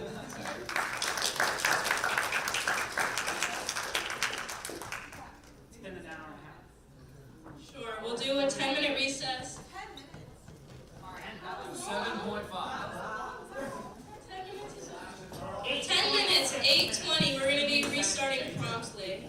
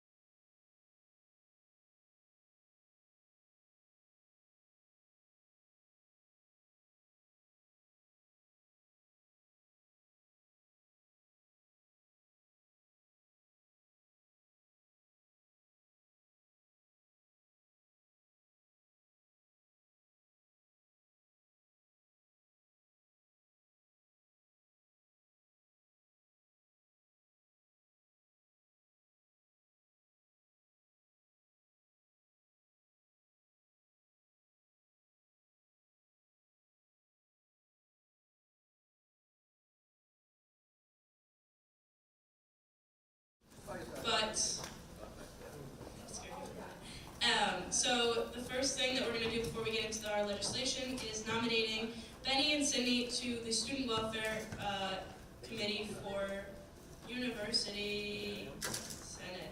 Forgot that. So I'm going to have Mason come up and talk. First, thank you, Alec, because I forgot to let you know this ahead of time. And I've actually forgotten like 3 senates in a row, I think, something like that. But yeah, so I'm nominating Benny and Sydney for student welfare. We had a conversation about a month ago, but student welfare is obviously pretty much in line with the work that student services does. And Sydney and Benny, I really have to talk about the amazing advocates that they are, because I think it's pretty evident in the work that they do. But yeah, more Benny, but you know, Sydney's alright. But yeah, they're both tremendous people. They're amazing advocates. There's really nobody else I'd rather have in those positions than them. I think they'll do a tremendous job and represent USG in the right way. So honored to be able to nominate you guys. And I'm sorry for forgetting 3 senates in a row. Alrighty, I'm not going to have them introduce themselves because if you don't know them by now, what are you doing? So are there any other points of discussion? Any questions? Oh. So what is this committee, like, what was it?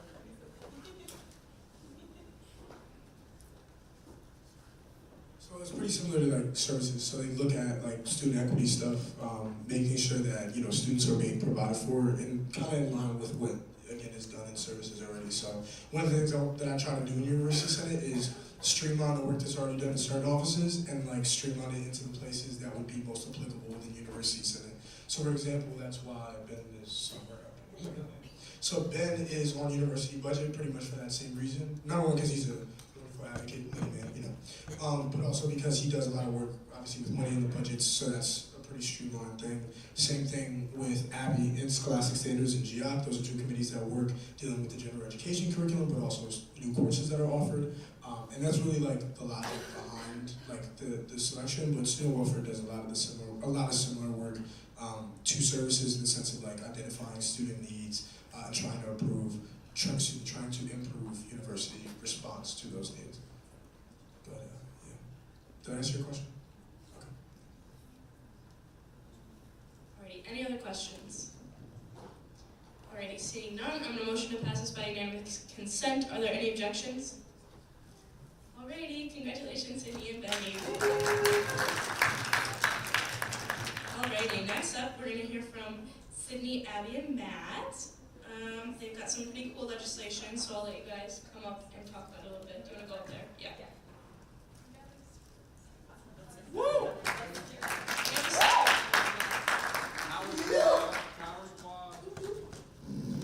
Wow, that was great. Sydney! Sorry, y'all. Okay. All right. Put a pin in it. Hi guys. Thank you so much for having me back. I missed you guys so much. Again, for folks that are new, I am Sydney Collins. Also known as Funkmaster. Thank you. Feel free. I'll respond to either or. I'm the Student Services Director at USG. We want to start with. Yeah. And my name's Abby. I'm the Academic Affairs Director and Legislation Writer. So I'm just here for like mechanical expertise. I'm not emotional support and experience, not so much the environmental stuff, although it is very important. And many of y'all might not know me. I am Matt Plord, a senior. Master. You stop that. I am the environmental justice advocacy coordinator. Yes. Thank you so much for being here, Matt. So today we have a really important and exciting piece of legislation to present to you. So first off, Sydney, where were you 2 weeks ago? Wow, that is such a great question. I was at the United Nations COP27, which is basically a big annual conference that happens every year where nations come together and talk about climate action. This conference was incredible as much as it was devastating and scary and really challenging. one thing I want to talk about and communicate with students is kind of where we are on a global scene with climate action. By 2030, to keep global temperatures below 1.5 degrees Celsius, which is critical to avoid the worst of climate impacts, we need to reduce emissions by 45%. Last year, we peaked emissions. So we've had the highest record emissions ever. So that's not the direction we need to be going. As well as our current nation's commitments to carbon reductions will only get us to 17% by 2030. So that will increase global temperatures to 2.7 degrees Celsius, which is not acceptable and really scary. So I think coming back to campus, I recognize that while climate change is a global issue, the solutions are local. And it is our university's responsibility to recognize the emissions that we're producing and how we're contributing to the climate crisis. So I'm really, really excited and honored to have worked on this piece of legislation with Abby as well as Matt to try and address those emissions on campus while having more conversations with administration and demanding them to follow up with the action that they have committed to and what, as students, we are demanding. So with that, I'm going to pass it off to Matt to start us off with this piece of legislation.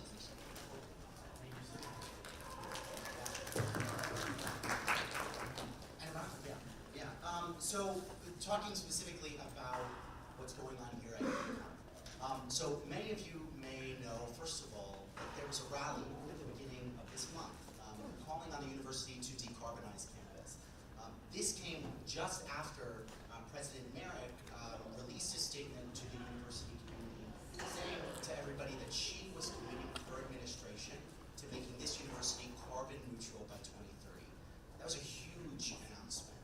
It's really significant progress on this issue, and it comes after years of work from advocates, administrators, faculty, so many folks, and also work within the president's administration from previous presidents.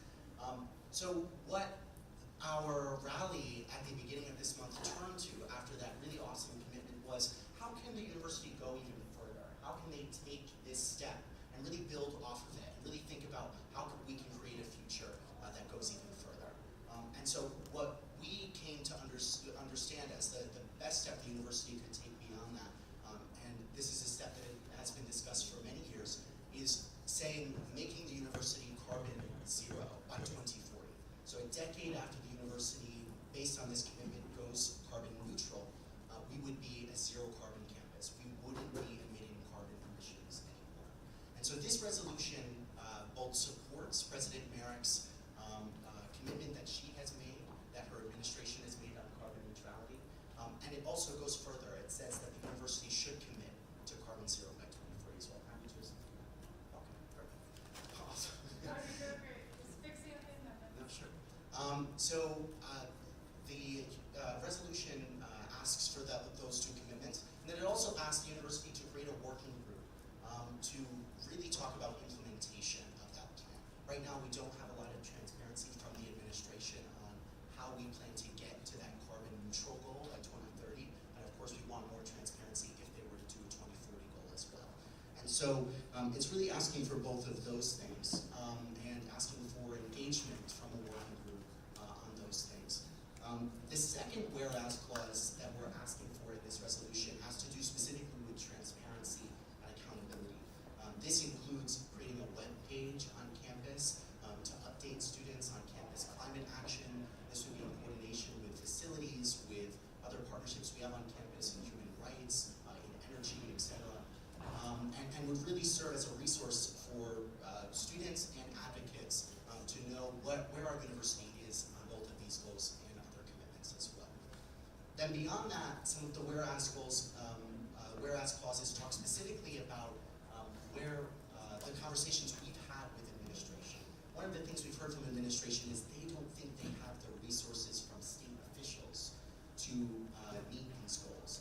And so one thing this resolution calls on is for the Connecticut General Assembly to pass sufficient resources, allocate sufficient resources to ensure that universities like UConn have the resources they need to meet these commitments and make these transitions. And that, it helps, falls in line with commitments the General Assembly's already made on carbon emissions in the state of Connecticut. Finally, a couple more things. This resolution calls on the UConn administration and also the UConn Foundation to really take a hard look at some of the partnerships we have with companies on campus. This university, despite all of the really great work and all of the talk about sustainability, also partners with Citgo, a fossil fuel company, in being a proud Husky partner for students on campus. And so what we really want to do is make sure that the Board of Trustees, or excuse me, the UConn Foundation and the UConn administration know that we want them to take those partnerships into account when we're talking about carbon neutrality and when we're talking about zero carbon. So it asks them to reevaluate those relationships as well. And then finally, we have a clause here asking the Board of Trustees to publicly support these commitments. The Board of Trustees has not come out as of the October 25th, I believe, announcement from President Merrick about her commitment to carbon neutrality. The Board of Trustees has not come out and said that they are supportive of that goal. We want them to do so. We want them to do so not just for her, for the student body, but also for her administration. So her administration knows that they have commitments from the Board of Trustees and to support this financially and rhetorically as well. So that's what this is all about. And we hope that we can get some real movement on this. As advocates in this space, we think that this will open up a really great pressure point within our work to make sure that the university knows that not only are there the number of folks that came to the rally and the number of folks who have signed our petitions on top of this, but also the undergraduate student government representing 18,000 undergraduate students. That's really powerful, and you can make that happen here tonight. So appreciate your time and welcome any questions. Alright, just super fast, off topic. Does anybody else need a headshot with James so he can leave? We love you, James. Okay, slay. Thank you, James. You don't have to leave if you don't want to. Yeah, you can take some pics. You don't have to leave. Yeah, give me at the podium. No kidding.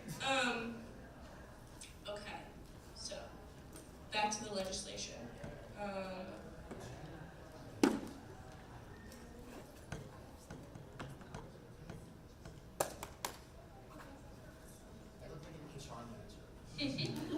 Alrighty, so there are a few minor amendments that are going to be made from services to now if they pass. So the first one is right here. So they are replacing those whereas clause, whereas the University of Connecticut receives significant sponsorships from Citgo and other and Coca-Cola, but they're deleting that and saying other fossil fuel companies. So I am motioning to make this amendment if you guys want to explain really quick. Sure. Yeah, so yeah, actually that's smarter. So that's the first one, keep that in mind. The second one is in this therefore be resolved clause. So they are adding that the working group will be made up of climate and environmental justice experts, energy stakeholders, university administrators, state and municipal officials, and lawmakers, and the rest is the same.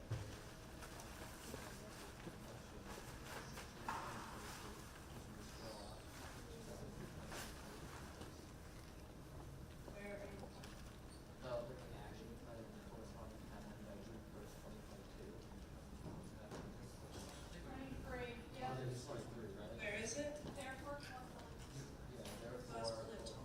Oh, okay. I'm just gonna.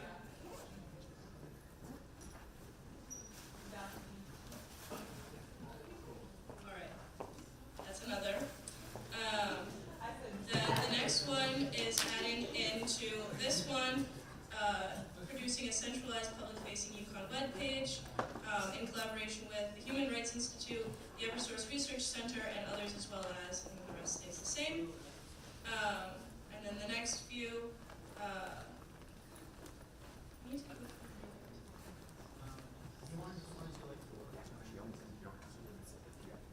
Sure, okay, so why don't we do those so far, so going back up to the top, if you guys want to explain any of these, and then we'll take questions, discussion, vote on these amendments, and then the next amendment. I'll talk about the first one. So the one about Coca-Cola, there were other portions of that amendment as well that are now just text there. But essentially, we were discussing this in further detail, and this was something we went back and forth about a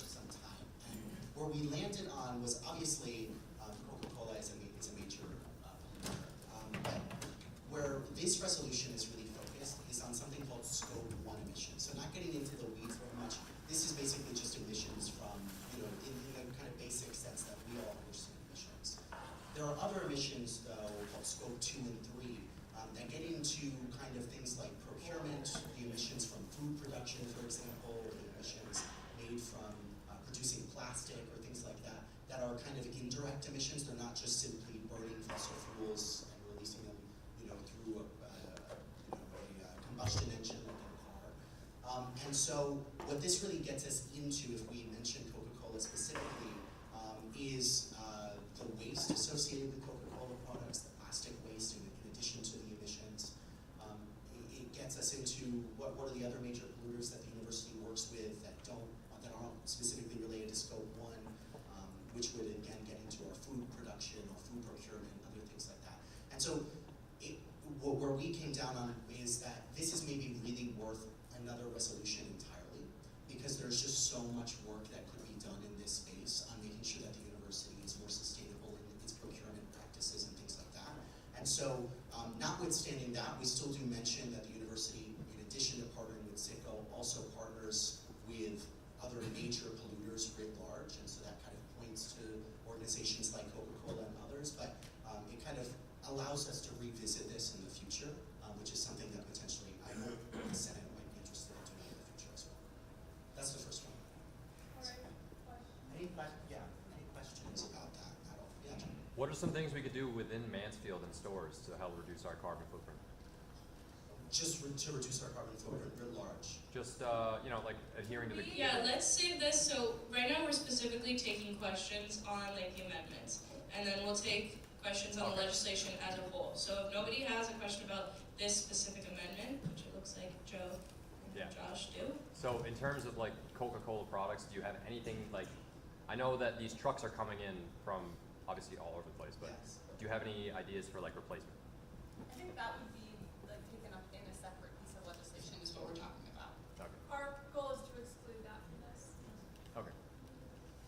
Josh? Is there a reason why you specifically are doing Coca-Cola and not just doing like Tonic or other things? For the reasons you just said. Yeah, it just so happens that Coca-Cola is the one we had listed before, and so that's why it's particularly the one we're moving. Yeah, that's right.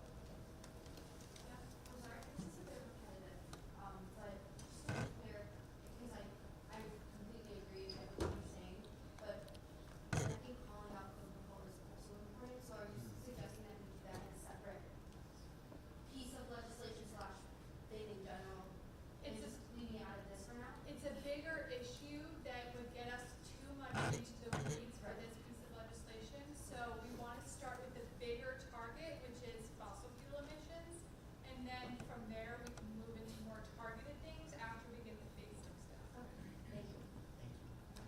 I think also, sorry, this is also really great. Yeah. Alrighty, any other questions about this one right here?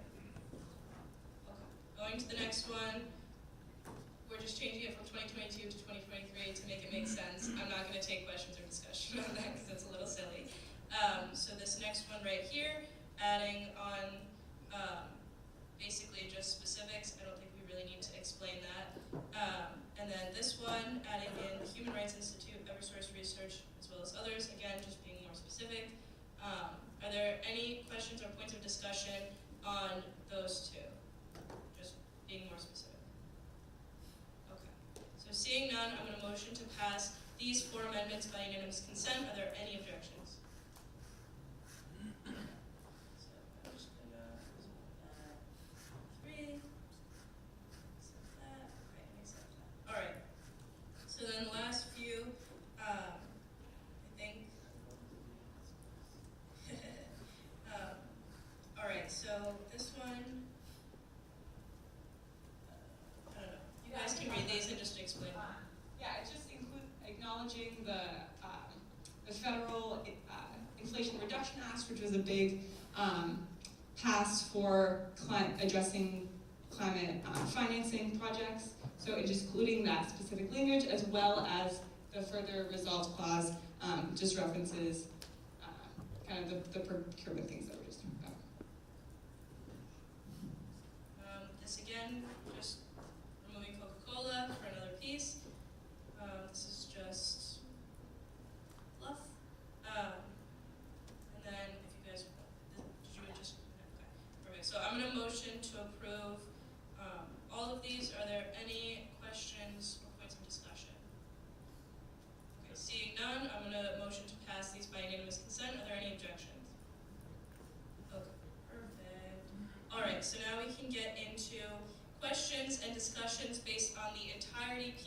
the legislation. So are there any questions relating to the entire piece of legislation? Josh? In the working group clause, you specify that 1/3 of the students will be representatives. Is there like a reason why you chose that number specifically? When we opened it up to GovBoard, it was a great suggestion from our leadership team.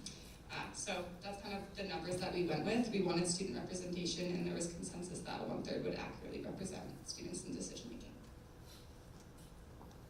The other kind of reason that we like to have student representation in things is because students are, in our view, a method of accountability. So sometimes when students are pressuring the university to do something, it takes student representation on that to actually make sure that it carries through. So ABR is a great example of this. Mason and I have been working really hard to keep it alive and keep the integrity of the proposal. So this is a proposal that's coming from USG, so we want to be a part of executing our own proposal to keep the integrity of what we as authors want. Any other questions? So do you believe it's a good idea, like, kind of might go in terms of what you said before, to make a whole new piece of legislation addressing plastic and shipping and all this other stuff? And what sort of, waste and sort of just like packaging. Yeah. Because I know that's a huge problem with Coca-Cola. I know when we get our food delivered, they come on pallets and they come in boxes and bags and 4 boxes and bags. So how is that going to tie into carbon? Kind of going back to what Matt was saying, it's just a different battle to tackle. So this is talking about scope 1 emissions, so that's coming from our big cogeneration plant that burns fossil fuels on campus. We don't like that. But that would be kind of scope 3, so more indirect stuff. So that would constitute, we believe, a different piece of legislation. And then just as a quick follow-up, do you see any difficulties coming in stopping this stuff if we are going to address other things later or earlier than other things? Is there a gridlock you see, or are we good? So it's just different, yeah. And because it's different, it's worthwhile to keep them separate. I completely agree. There was a question here. Yes. Have you guys looked into possible solutions instead of like the coal plant? If we're removing that, what do we get instead? What are the options? That is such a great question. How do we solve the climate crisis? So I'll fill it in if there's any additional. So in Radinka's commitment to carbon neutrality by 2030, a lot of her research has been in hydrogen infrastructure. So have you guys heard about like the new fuel cell that was opened up in the Depot campus? So right now that is run by natural gas, but she really hopes to retrofit a lot of our infrastructure to be run by hydrogen. What the heck is hydrogen? Basically, there is a way that you can have dirty hydrogen or clean hydrogen. Clean hydrogen would be when you're splitting water molecules, creating hydrogen, and burning it, and it's clean. Dirty hydrogen would basically be taking methane, splitting it, and then burning it, which is still clean, but you're still using methane. But basically, a lot of what she's really interested in is basically having campus be this giant, innovative hydrogen hub, and setting, global leadership in that space. So there's a lot of things to work out that hopefully this working group would address, what is the feasibility? What is the cost? What is the timeline? Is our infrastructure there? We have a lot of questions as students. But that is kind of where she's going, is basically having campus on its own little power grid, fueled by fuel cells with solar power. So I know that was kind of a lot, but. No, I don't have much to add. Yeah, that's essentially it. But basically what this resolution is here for is to make sure that we know if hydrogen is the way of the future, we know where the hydrogen is coming from, what the plan is to transition from natural gas to the green hydrogen that Cindy mentioned and other things like that. So this does mention that really great solution. We just want more transparency on when it's going to be implemented.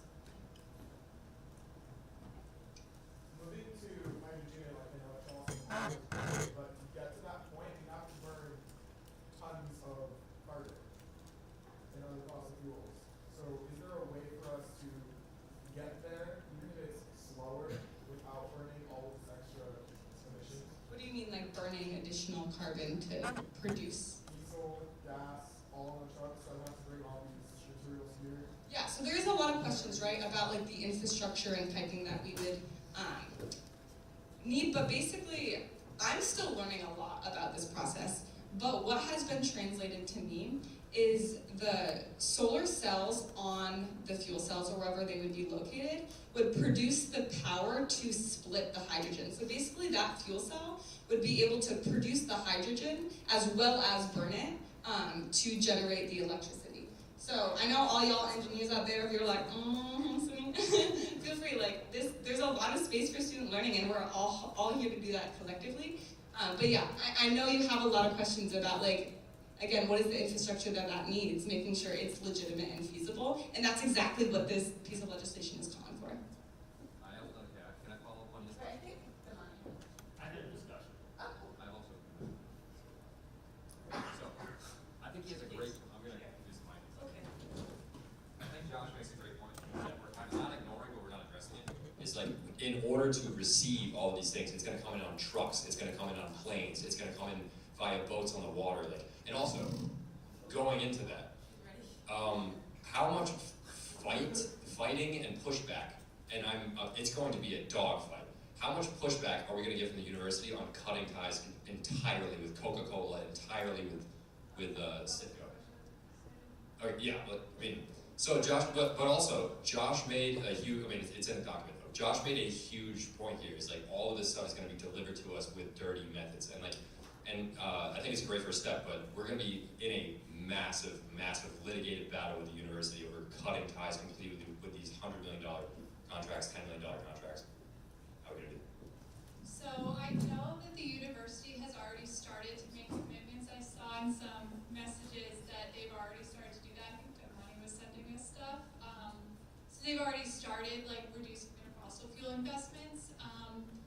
As for the other part, the thing that we are calling for is for a group of experts who have studied this, who this is like their job to do, to figure these things out. So this piece of legislation, and us as young people who do not have the level of deep expertise to figure this out, we are not proposing those sorts of solutions here. We are asking for experts to figure that stuff out. Okay.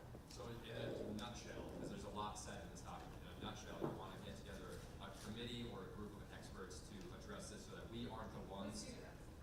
No, but what I'm saying is it's probably more important than student representation. If we're, because we're not going to listen to it at all. So one of the amendments we made was adding in all of the experts from Eversource. Yeah, it's right up there. Energy stakeholders, university administrators, lawmakers, all of those. So those are the people that. That's what worries me, but I'm glad you said. Yeah. Because like Cindy, like you make a great point, like student representation is important, but I'm worried if you guys were alone, they would. Yeah, and that's where that additional cost comes from. One thing too I want to mention, Radega has been really supportive and a big ally in this space so far, which is really exciting, and that's why we really wanted to pass something about this that shows collectively our student support to her commitments and wanting her to follow through on what she's been talking about. So I do want to credit her in that space, that she's been very communicative and receptive to students. I think Damani can second that as well, which is awesome. So yes. Question from Jeff. Yes to like we're gonna stress the expert participation Yes. over the student. Okay. In the clause, Joe. Because what I'm saying, no, hey, what I'm saying though is like, at a certain extent, they ignore students like entirely. So that's what I'm wondering. Like, I understand like we're very passionate about it, but we do need to like shut them up completely. You know? Absolutely. Yeah. What this resolution really seeks to do is make sure that there are people in the room who can offer transparency to students. Yes, and that's exactly right.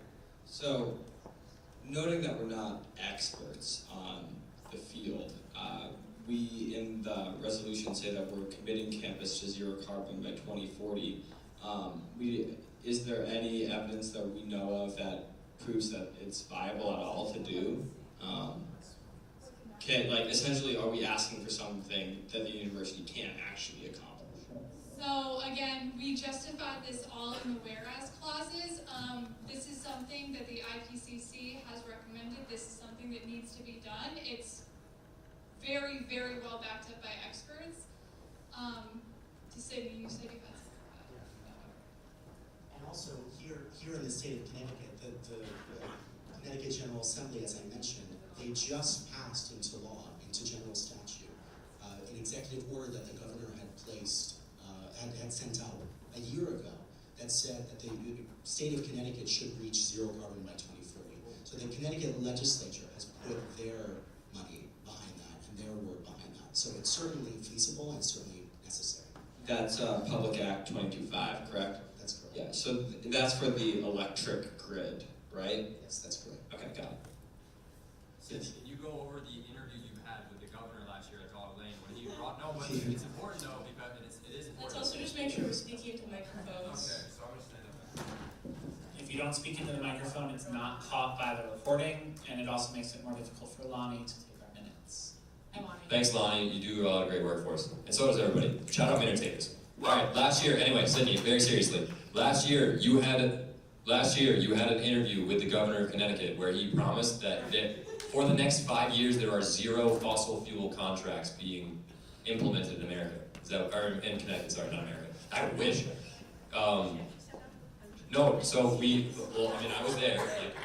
You grilled the governor, which was awesome. I wanted to talk about that. But he made a good point, and I have a video on my phone. In the next 5 years, I'm pretty sure he has not signed any new fossil fuel contracts into effect. Is that going to help us out? I'll start.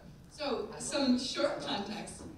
For folks that were in USG last year, Sunrise CT, which Matt is also the co-director of, which is amazing, is a youth climate organization in the state of Connecticut. They had a rally demanding the governor certain actions to address climate change. One of them being to stop permitting of new fossil fuel infrastructure, right? Like if we want to stop emitting carbon, we shouldn't keep building things that emit carbon. So that was one of the demands. Lucky for us, he was, well not lucky for us, he was actually on campus that day. He wasn't at the state capitol where we were demanding, which is kind of bonkers. He said, I'm gonna go. But when I was at Dog Lane just getting a sandwich, I saw him and I was like, oh, this is a great opportunity to sit down with him and tell him what the demands were. Basically, in that conversation, he stated that we haven't been permitting big fossil fuel infrastructure, which isn't the full truth. But that is kind of a synopsis of that conversation. Super briefly, because I could go on about this guy. But basically, it's not the entire truth, in part because the fossil fuel projects that have been denied in the state of Connecticut over the past 5 to 10 years, they haven't been because of action in the governor's office. They haven't even been because of action in the Department of Energy and Environmental Protection. They've been because of litigation in the courts that has tied these projects up so much. So this is work of legal advocates. It's tied this up so much that they simply became too expensive. And these companies that were proposing these projects pulled out of the state. So the governor can't really take credit for that. Thank you for noting that. For the interest of time, we're going to move into discussion. Does anybody have any points of discussion? Devani, this one's for Josh.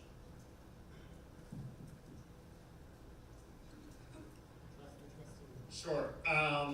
Love this legislation. I spoke with the authors about it previously. I think it's important that we as students show our support for President Merrick's pledge and do what we can do to make sure that we hold the university's feet to the fire on this. I particularly like the student representation that needs to be on that committee at the 1/3 level. As I think everyone knows here, I am the one undergraduate student on the board. There are 21 people there, so not everyone shows up all the time, but my voting power is not great. And so the student voting power between myself and the grad trustee makes up, I think, our next meeting's on Wednesday. But if there are 12 people there, that's 2 of us, right? So we're a small piece. So it's important that we have that student representation in a meaningful amount. I do have one amendment. So I will move to amend the word electric. You can control F, it only appears once, to energy. And the reason for that amendment is the cogen plant produces heat and steam without ever producing electricity, and it burns fossil fuels. So just to broaden that out, beyond electric supply, but energy at large. That's taken as firm. Okay, perfect.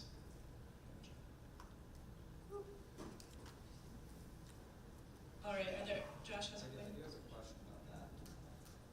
Before, so What? Public Act, does that fit under Public Act 22.5 to switch it? Because I know Public Act 22.5 is specifically for electric, so I don't know by changing that, if that shifts it away from Public Act 22.5. I mean, you said it doesn't involve electricity, right? No, it does, it involves the electric grid. But it's fossil fuel run size. Right, yes. No, you're talking about two different things. We're talking about the Public Act. It's still relevant. It's still relevant because the cogen facility provides to the university its energy, its heating, and also its cooling. And so it is still an energy system, which Public Act 22.5 is relevant to. Awesome, thank you. All right, Josh has a discussion point.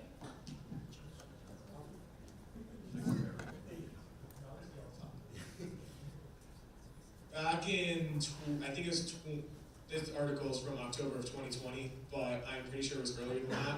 Toyota went to a couple of showroom floors, and they also did at CES as well, earlier that year in January, with plans to build a water-powered semi-truck, which is, going back to my point of my questions from earlier, about how we would get the materials to reduce emissions on campus.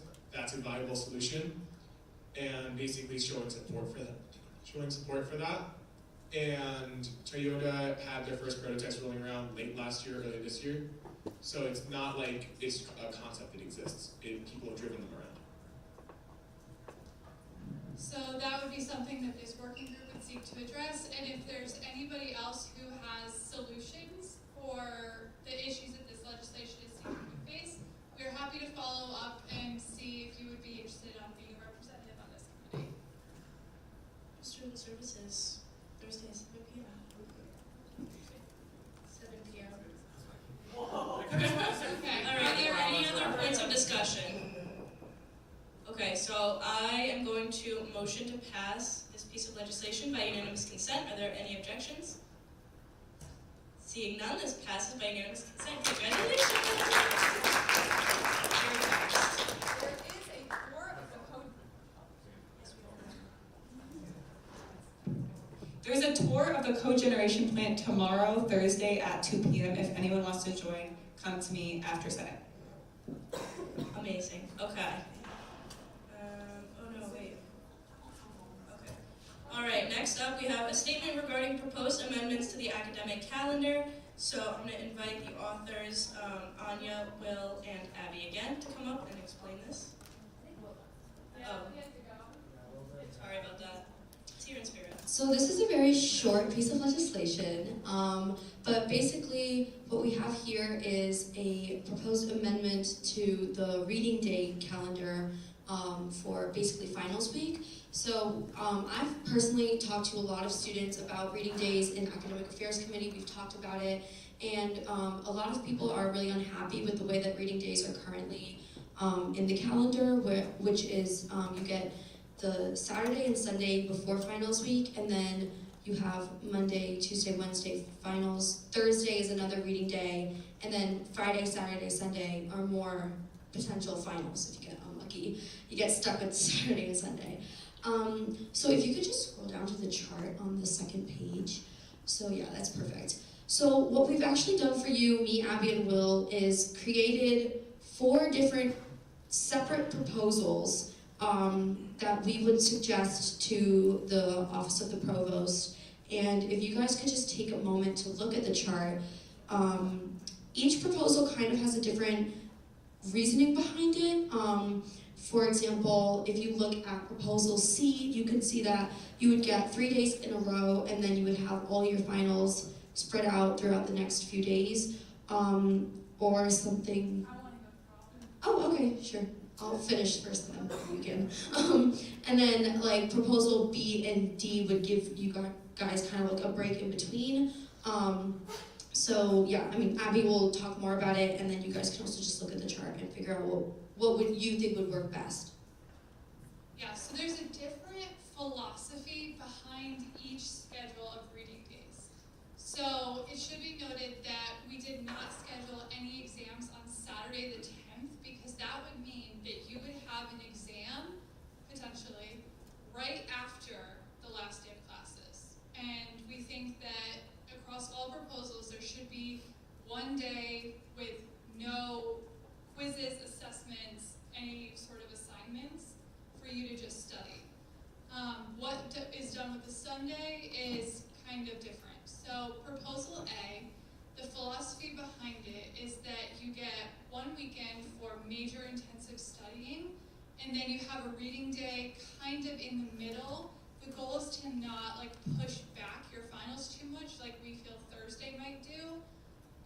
The goal is to kind of have a break sort of more in the middle. Proposal B, the logic is you study for your first couple exams on the first day of your first reading day, and then you kind of have it come in cycles, so you get an exam, a day off, an exam, a day off, but it's weighted a little bit earlier, so, actually no, proposal B, it's weighted a little bit later, so hopefully you're not one of the unlucky people that has a Saturday or Sunday exam, so ideally you might actually end earlier because you would have a reading day Friday, and then hopefully you wouldn't have anything Saturday, Sunday. So the philosophy behind B is ending earlier. The philosophy behind C, as Anya said, very, very well, get all the reading days done at once, get all the exams done at once, and then you're good. The philosophy behind D is very evenly spread out again, but shifted earlier. So yeah, that's kind of the philosophy behind each of them. The way that we're going to do this, I think organization-wise, is these are the 4 proposals. We will take questions on them, and then I think we're gonna do a unless there's like one that's very, very unpopular, we might eliminate it, and then I think we'll just do like a hand vote to see which one is most popular. So I guess we'll take questions now. So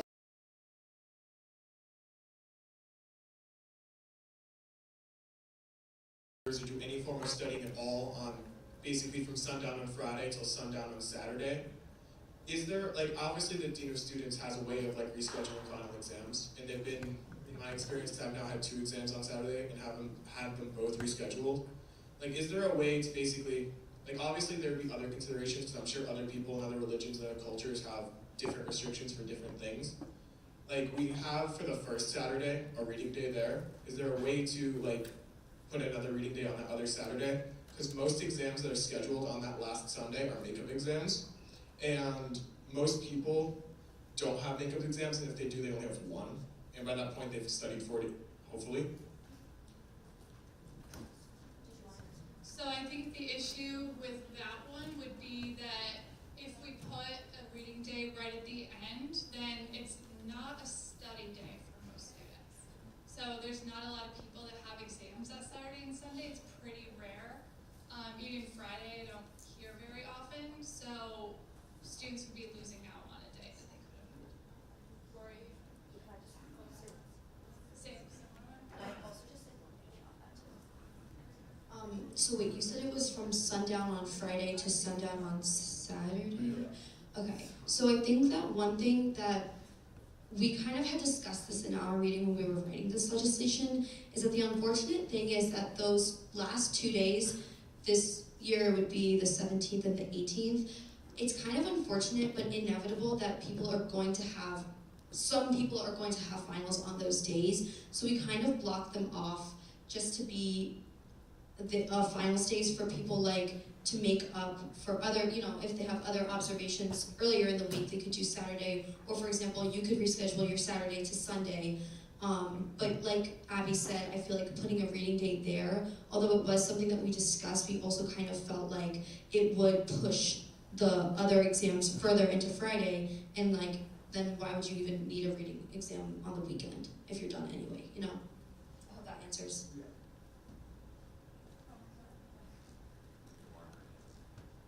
I was just wondering, like, with that philosophy, why does proposal B still have the reading day on the front of it?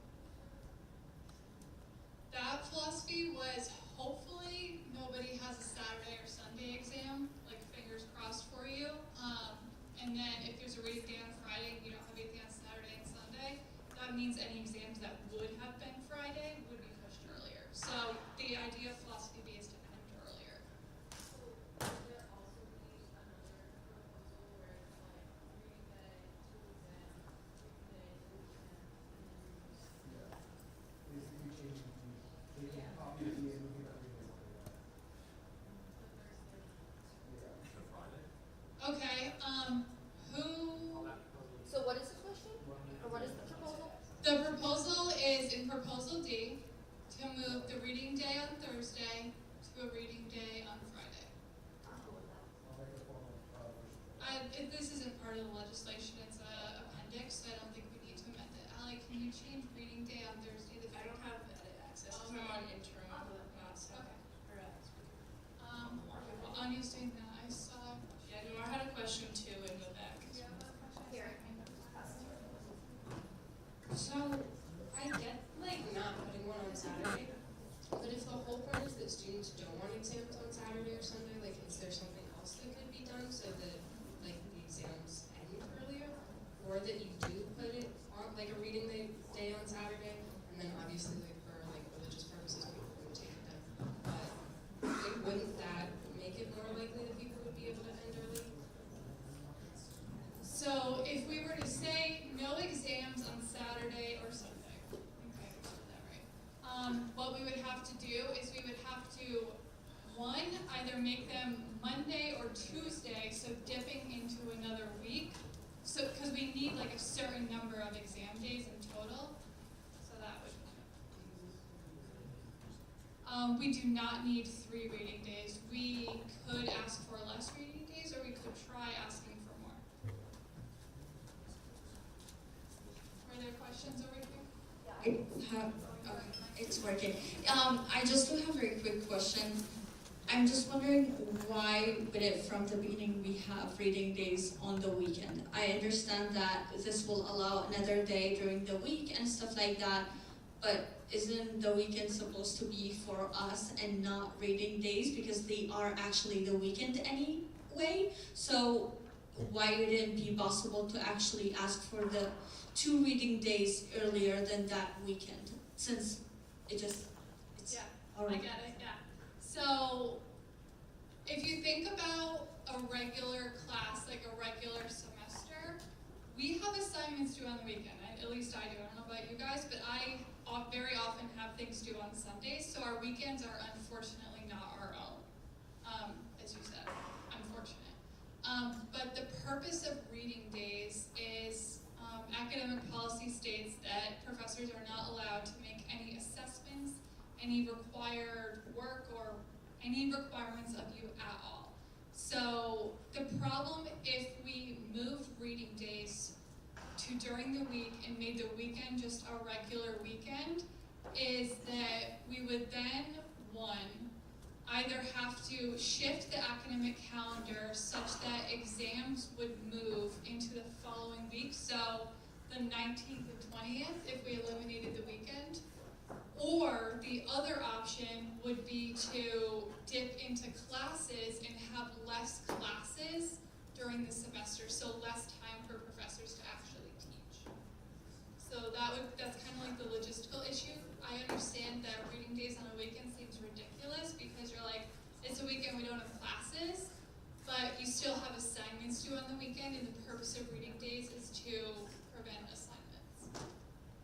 Alrighty, just for the sake of time, because we are nearing towards 9:30, I'm going to propose that we vote on one of these proposals, and then if there are any other very serious, pressing questions about the legislation, once we have the official proposal, then we can discuss those.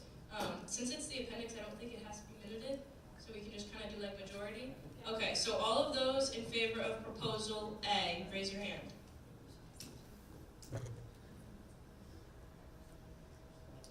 Just give me a thumbs up, Abby, when you're good. Alright, all those in favor of proposal B,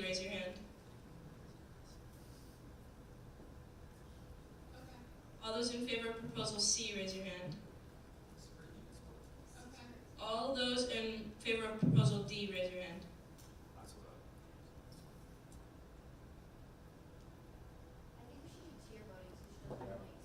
Okay. Okay, so we're gonna eliminate C. It's between A and D right now. Okay, so going back to proposal A, so if you voted for B or C, you have to re-vote. So for everyone who votes for proposal A, raise your hand. Including if you voted for A the first time. Wait, so B's out? B and C are out. B and C are out, so if you want proposal A, raise your hand, even if you did previously. All right, now if you want proposal D, raise your hand. More than 10. Okay, so it looks like we're gonna go with proposal D, moving forward.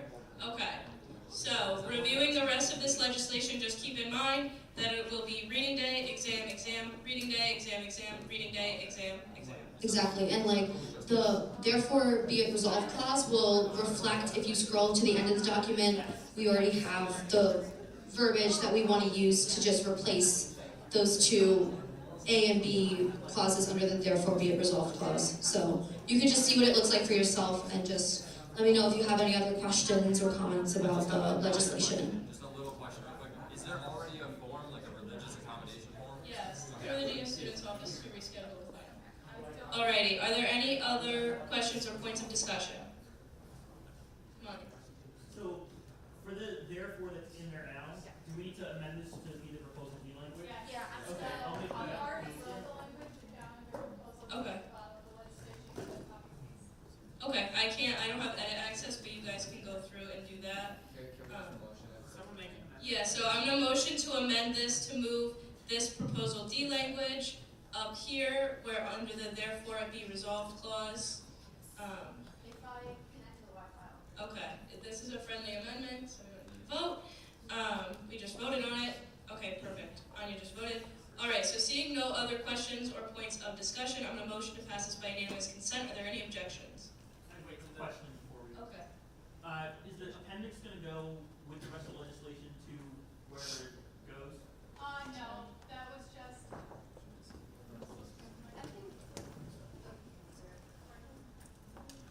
Sake of like unity or whatever, I think you can just say that everybody wants to go with this, and we don't need to show them the other options and give them the chance to refute. Rory, and then we're gonna cut off everything, and then we're gonna pass it or not pass it.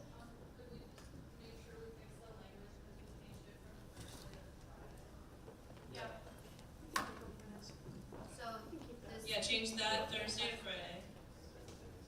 Okay. Thank you. So, I'm gonna motion to pass this by unanimous consent. Are there any objections? What are your objections? Oh, okay, sorry. So I'm gonna motion to pass this by a hand vote. So all of those in favor, please raise your hands. All of those opposed, raise your hands. Right, and all those abstaining. Just a reminder for everybody abstaining and everybody opposed, please see Lonnie afterwards to have her write your name down. But seeing that this passes by majority, congratulations, Anya, Will, and Abby. Alrighty. So then, we are done with, I don't know why this looks so weird. But we are done with our voting items finally, so we're gonna move into discussion. So the first thing up is the undergraduate student government senatorship course. So I don't know if you wanna talk about that, the academic compensation. Perfect. And Abby, while you're up there, just talk about finals care fair. Okay. Could you pull up the document? So this is the proposal to create a course for all of you. So I have put together a syllabus with the structure of what the course will look like. And this is something that you will all hopefully be able to take next semester, hopefully, fingers crossed, to get credit for the work that you do as senators. So the way that I structured it, if you go down to right there, so I structured it into 4 sort of assignments. You have action reports, 5 of them, your passion project, participation, which is just your attendance in Senate caucus and committee as required by our bylaws, and then programming, which are these sort of events that we do, like town halls, Justice Now, Cultural Fair, Finals Fair, all of those sorts of things. Action reports, there are 5 of them. Basically, it's just 5 times throughout the semester when you attend Senate caucus or committee, you just briefly say what happened at the meeting, identify a need that you found within the student body at that meeting. So today, maybe a need you identified was for environmental justice or something like that. And then you would write about one action item that could be taken out of that meeting. So today you might say, we need to write legislation regarding Coca-Cola and their environmental impact. And then a brief high-level assessment of how that action item could be carried out. So you would say, oh, we need to write a piece of legislation and we need to then bring it to the University Senate. So that would be your action reports. Your passion project is a piece of legislation. You're going through a whole process of advocacy, writing the legislation, recording yourself, kind of talking through the legislation, presenting it to the Senate, and then bringing it to an administrator. Then the programming is basically just helping plan, going to, and helping out at an event that we do. And then due dates, 48 hours, grace period, and then after that, no late work is accepted. We don't want this to be a big burden, so we're giving you just 2 days late, no questions asked, that's fine.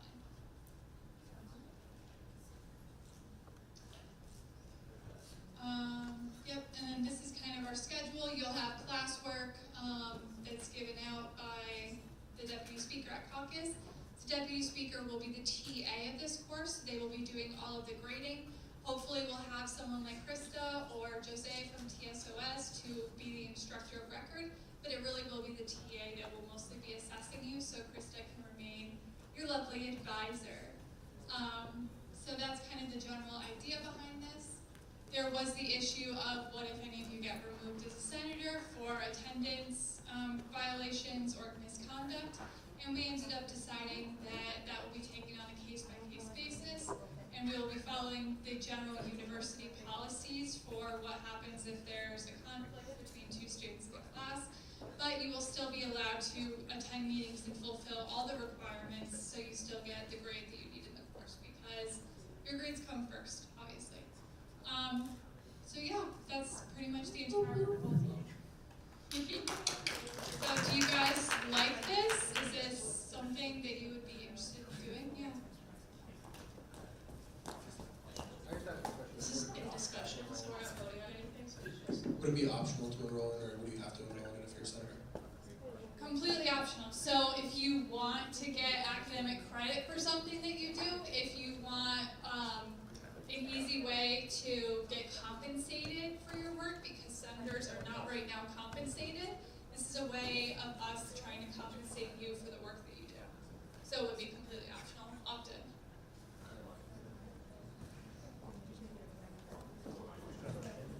So I will say, I'm doing this right now. I'm not doing this, but I have an independent study through USG right now as parliamentarian. And since the beginning of the semester, I've kind of been writing like essays and reports and journals on all the various like important tasks that USG has been doing, what we do as an organization, what I do for like Senate awards. Like I'm just going deep. I just had Abby read one of them about the Husky book bundle, and I kind of just like gave my honest take on things. I would say that since I started doing the independent study, my job has actually become more fulfilled. Like I feel more proud of what I'm doing. I'm documenting it for the future. My advisor's reading it, she's giving me comments, and she's like, wow, like it's actually very interesting what USG does. And I feel like in another way, you're sort of bringing information to the university, and you're amplifying your ability to be a student advocate. And I really do feel like I'm more proud of my job. Since I started the independent study, it's made me a lot more serious about the progress we've made, and it's made me a lot more proud of also. Okay, can I just get, like, for my own edification, a hand if you would consider taking this course as a senator? Okay, that makes me feel good. Yeah, that's a great idea. Alrighty. So the course format is listed as hybrid, but the class meeting time, which is Senate or caucus, is in person. So can we change that to just say in person? Because it, why not? No, because we want to leave the options open because I know at least my committee and development both have virtual options. And virtual options are more accessible, especially for students with disabilities, so I'm really trying to encourage a hybrid format, just because there are some people, commuters especially, that can't get here for class time, especially so late in the evening, so we just want to make it as universally designed and accessible as possible. Second question, for students like engineers and I think nursing majors as well, who have restrictions as to the non-major and non-approved electives that they can take, how would they be able to take this class? Talk to your advisor, not over me. That's a good answer. Plus, just to clarify, as a nursing major, I'm not an advisor, so. as a nursing major, I would be able to take this course. Certain restrictions. Really? Just clarifying if there's any other nursing or STEM people. I think Ahmad had, or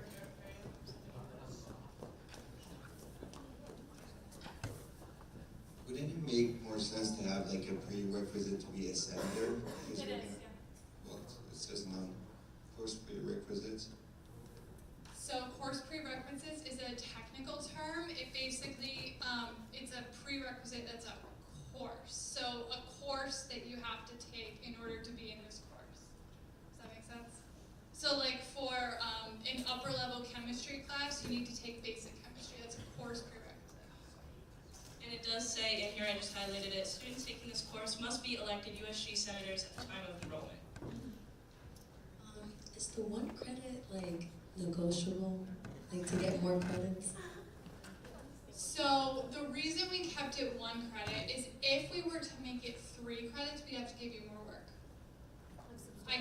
Yeah, because a 3 credit course is about 9 hours, so we would need to give you 9 hours of work per week on average. So I don't know that you would want 9 hours of work. Isn't that just like? I just want to ask what the reason is for the limit of 4 semesters and 8 or something.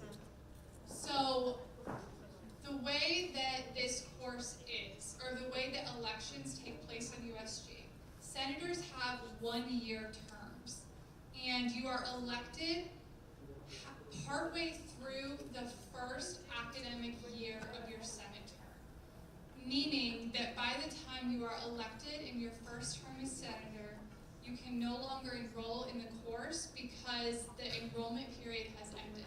So technically, you can only take it once out of your 1 Senate term. So you can't, your Senate term is 1 year, but you can only take the course once within that. And there are 4 years generally that students are in college. Senators generally aren't senators for 4 years, but if you were, the maximum times you could take this course are 3. Yeah.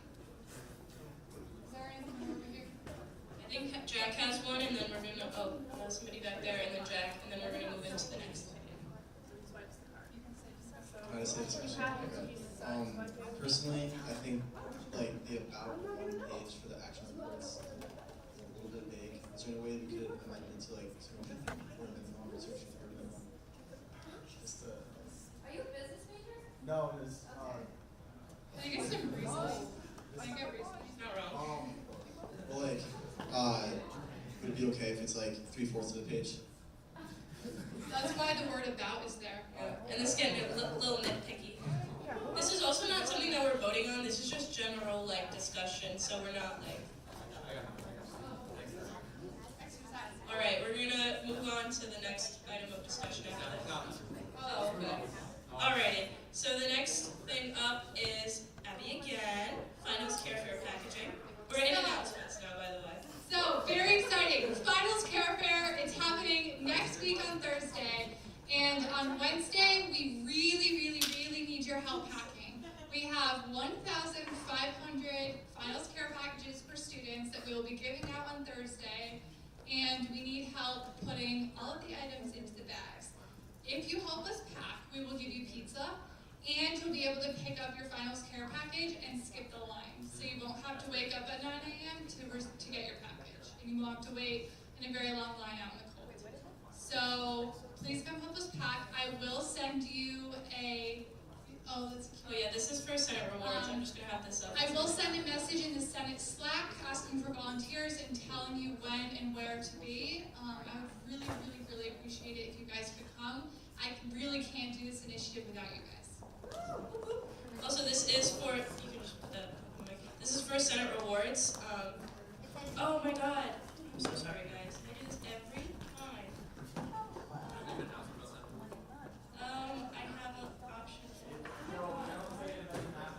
Yeah, so I'm gonna do that.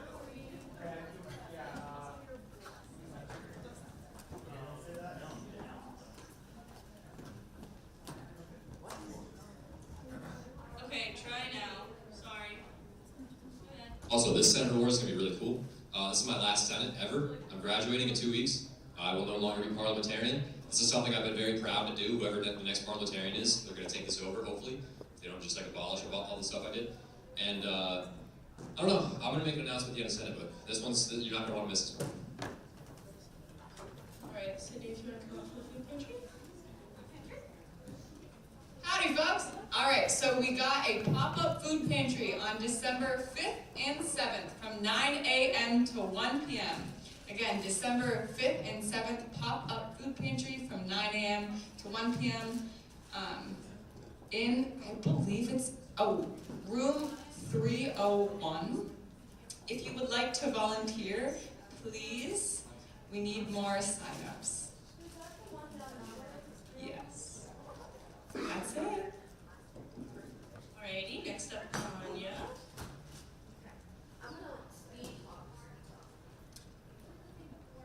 I put it in.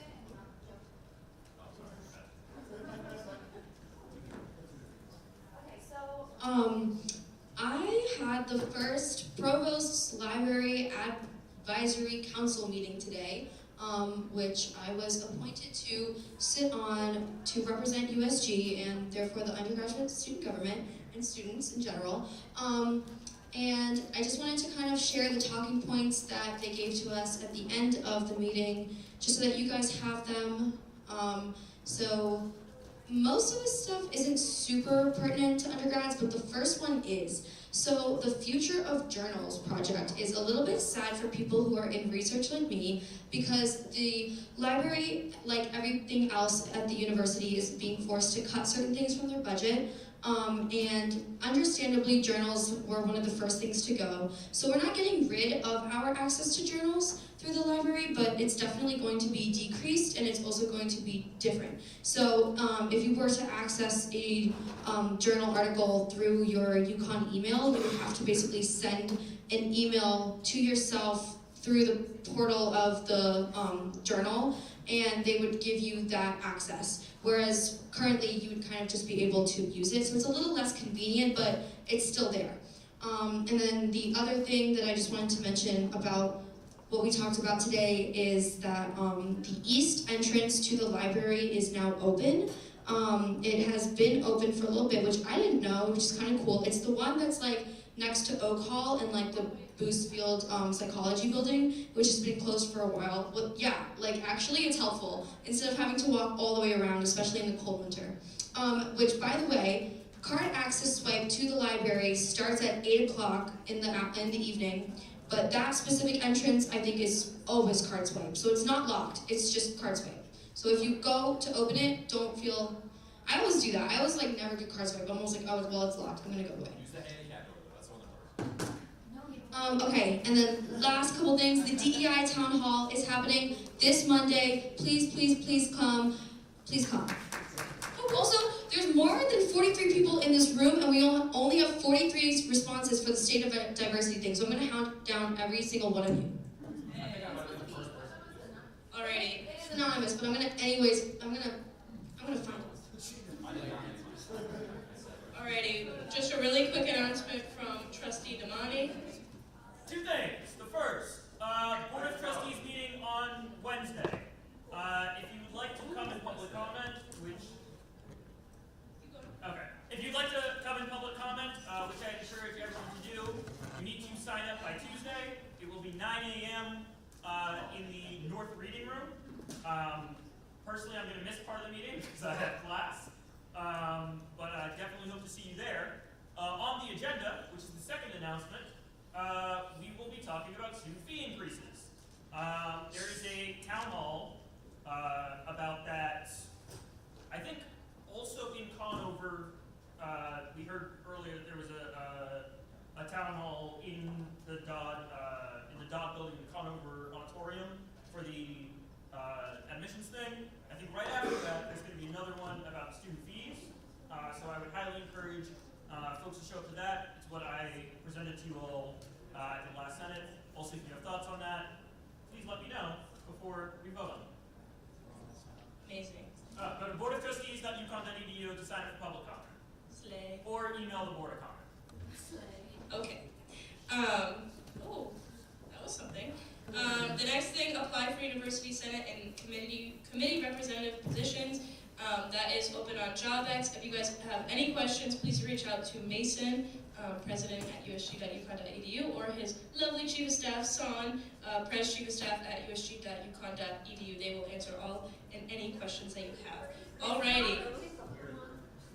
If you see Dinkloo, it's the wrong person. Alrighty. The moment that we've all been waiting for, Joe Sanford's very last Senate rewards. So sad. Guys, I'm sad. I'm very sad. I was gonna give like a heartfelt speech. I don't know what I'm gonna say because like I'm gonna start, getting all misty-eyed. You're gonna be like, Joe, stop talking. I've been in the Senate for a while now. It's been like 2 years. It's been a while. I've seen a lot of people come and go. I've seen a lot of people stick around. A lot of powerhouses, a lot of mitochondria around me. Getting the job done. Okay, so anyway, this week's Senate reward. Okay, no, not anyway. I'm gonna miss you guys a lot. All right. I love each and every one of you. My job as parliamentarian, to be the social liaison of the Senate, I took it very proud. I took it to heart. I met as many people as I could. I tried to meet every single one of you, even the ones before you who weren't there. I tried to spell all your names correctly. Sorry if some of them aren't golden. That is not on purpose. I don't know why that happened. Okay? You're all golden in my eyes, okay? I don't know, guys. I'm nervous. Just a lot of nervous energy. Like, we're gonna graduate soon. I'm gonna move on. You got, like, me today, you tomorrow. Like, one day this is gonna be you. And you're gonna be standing up here like, dude, what do I do next? Like, I'm graduating. Like, oh my God, I gotta pull my hair. But for the time being, let's get some rewards going, okay?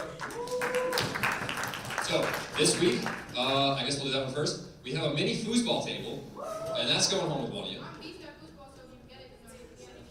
It was supposed to have the Husky label on it. I opened it. It doesn't. Sorry. So this is gift number 1. And then after that, we have 3 Amazon gift cards. So I think it's a total of 4 this week. Yeah.